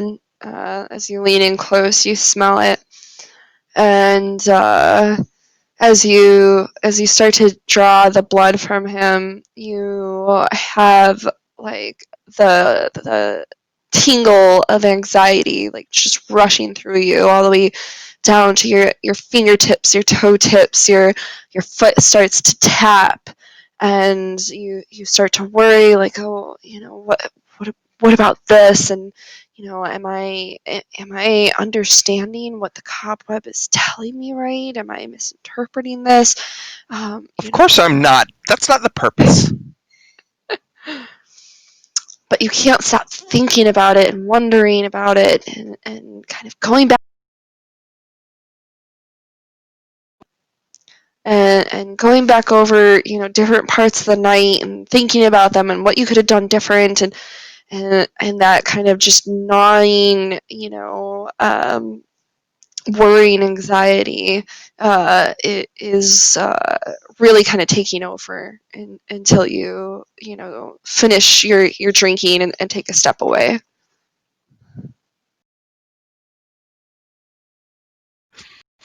I will just kind of sigh as I take a step away and then, lick his wound and be like, forget.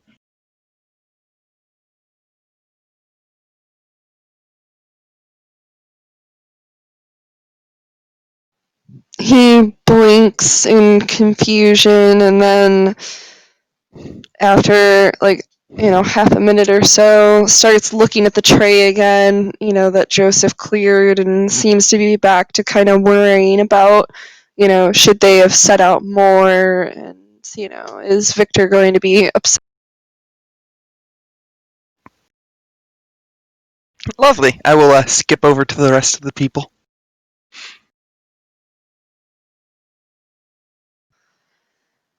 All right, so if you guys want to have any more conversation, that's fine. I think for how late it is, that perhaps reporting back to James, if you choose to do so, or taking any of the next steps in the story, makes sense to save for another night.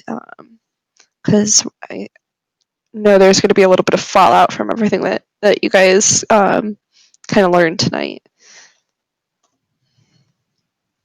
All right. You want to do the outro? Well, did anybody have any other conversations they wanted to wrap up before we call it? I don't want to cut any. No, I'm good. Do you really want me to start a conversation? I know you can keep talking, but I mean anything that you just want to wrap up relevant to tonight's. I mean, You can make it relevant. You're excluded. The rest of. I put Oogie back in my bag. He is not happy until he gets some belly rub. I rub his belly. All right. I like it to also be known that Oogie is my bottom bitch. He handles everything. oh, okay. TMI. Later, all. Hey, what? Where are you going? I'm confused. Well, you guys all get 8 experience, and then if you guys want to say goodbye to our audience, you can. But first, I'd like to say thank you if you've joined us for Saturday by Night. Next time, we'll continue and see what exactly the consequences of this eventful meeting will be. It was fun. It was very fun. Was indeed. As, Devil tested my typing skills. And interesting. Have a great night, all. as always, we are the Story Speakers Guild bringing you roleplay entertainment, and we hope you enjoyed yourselves.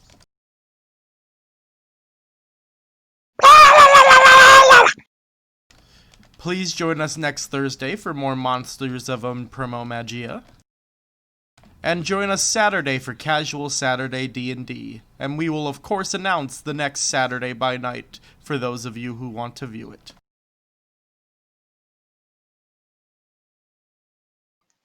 We love you. Bye bye.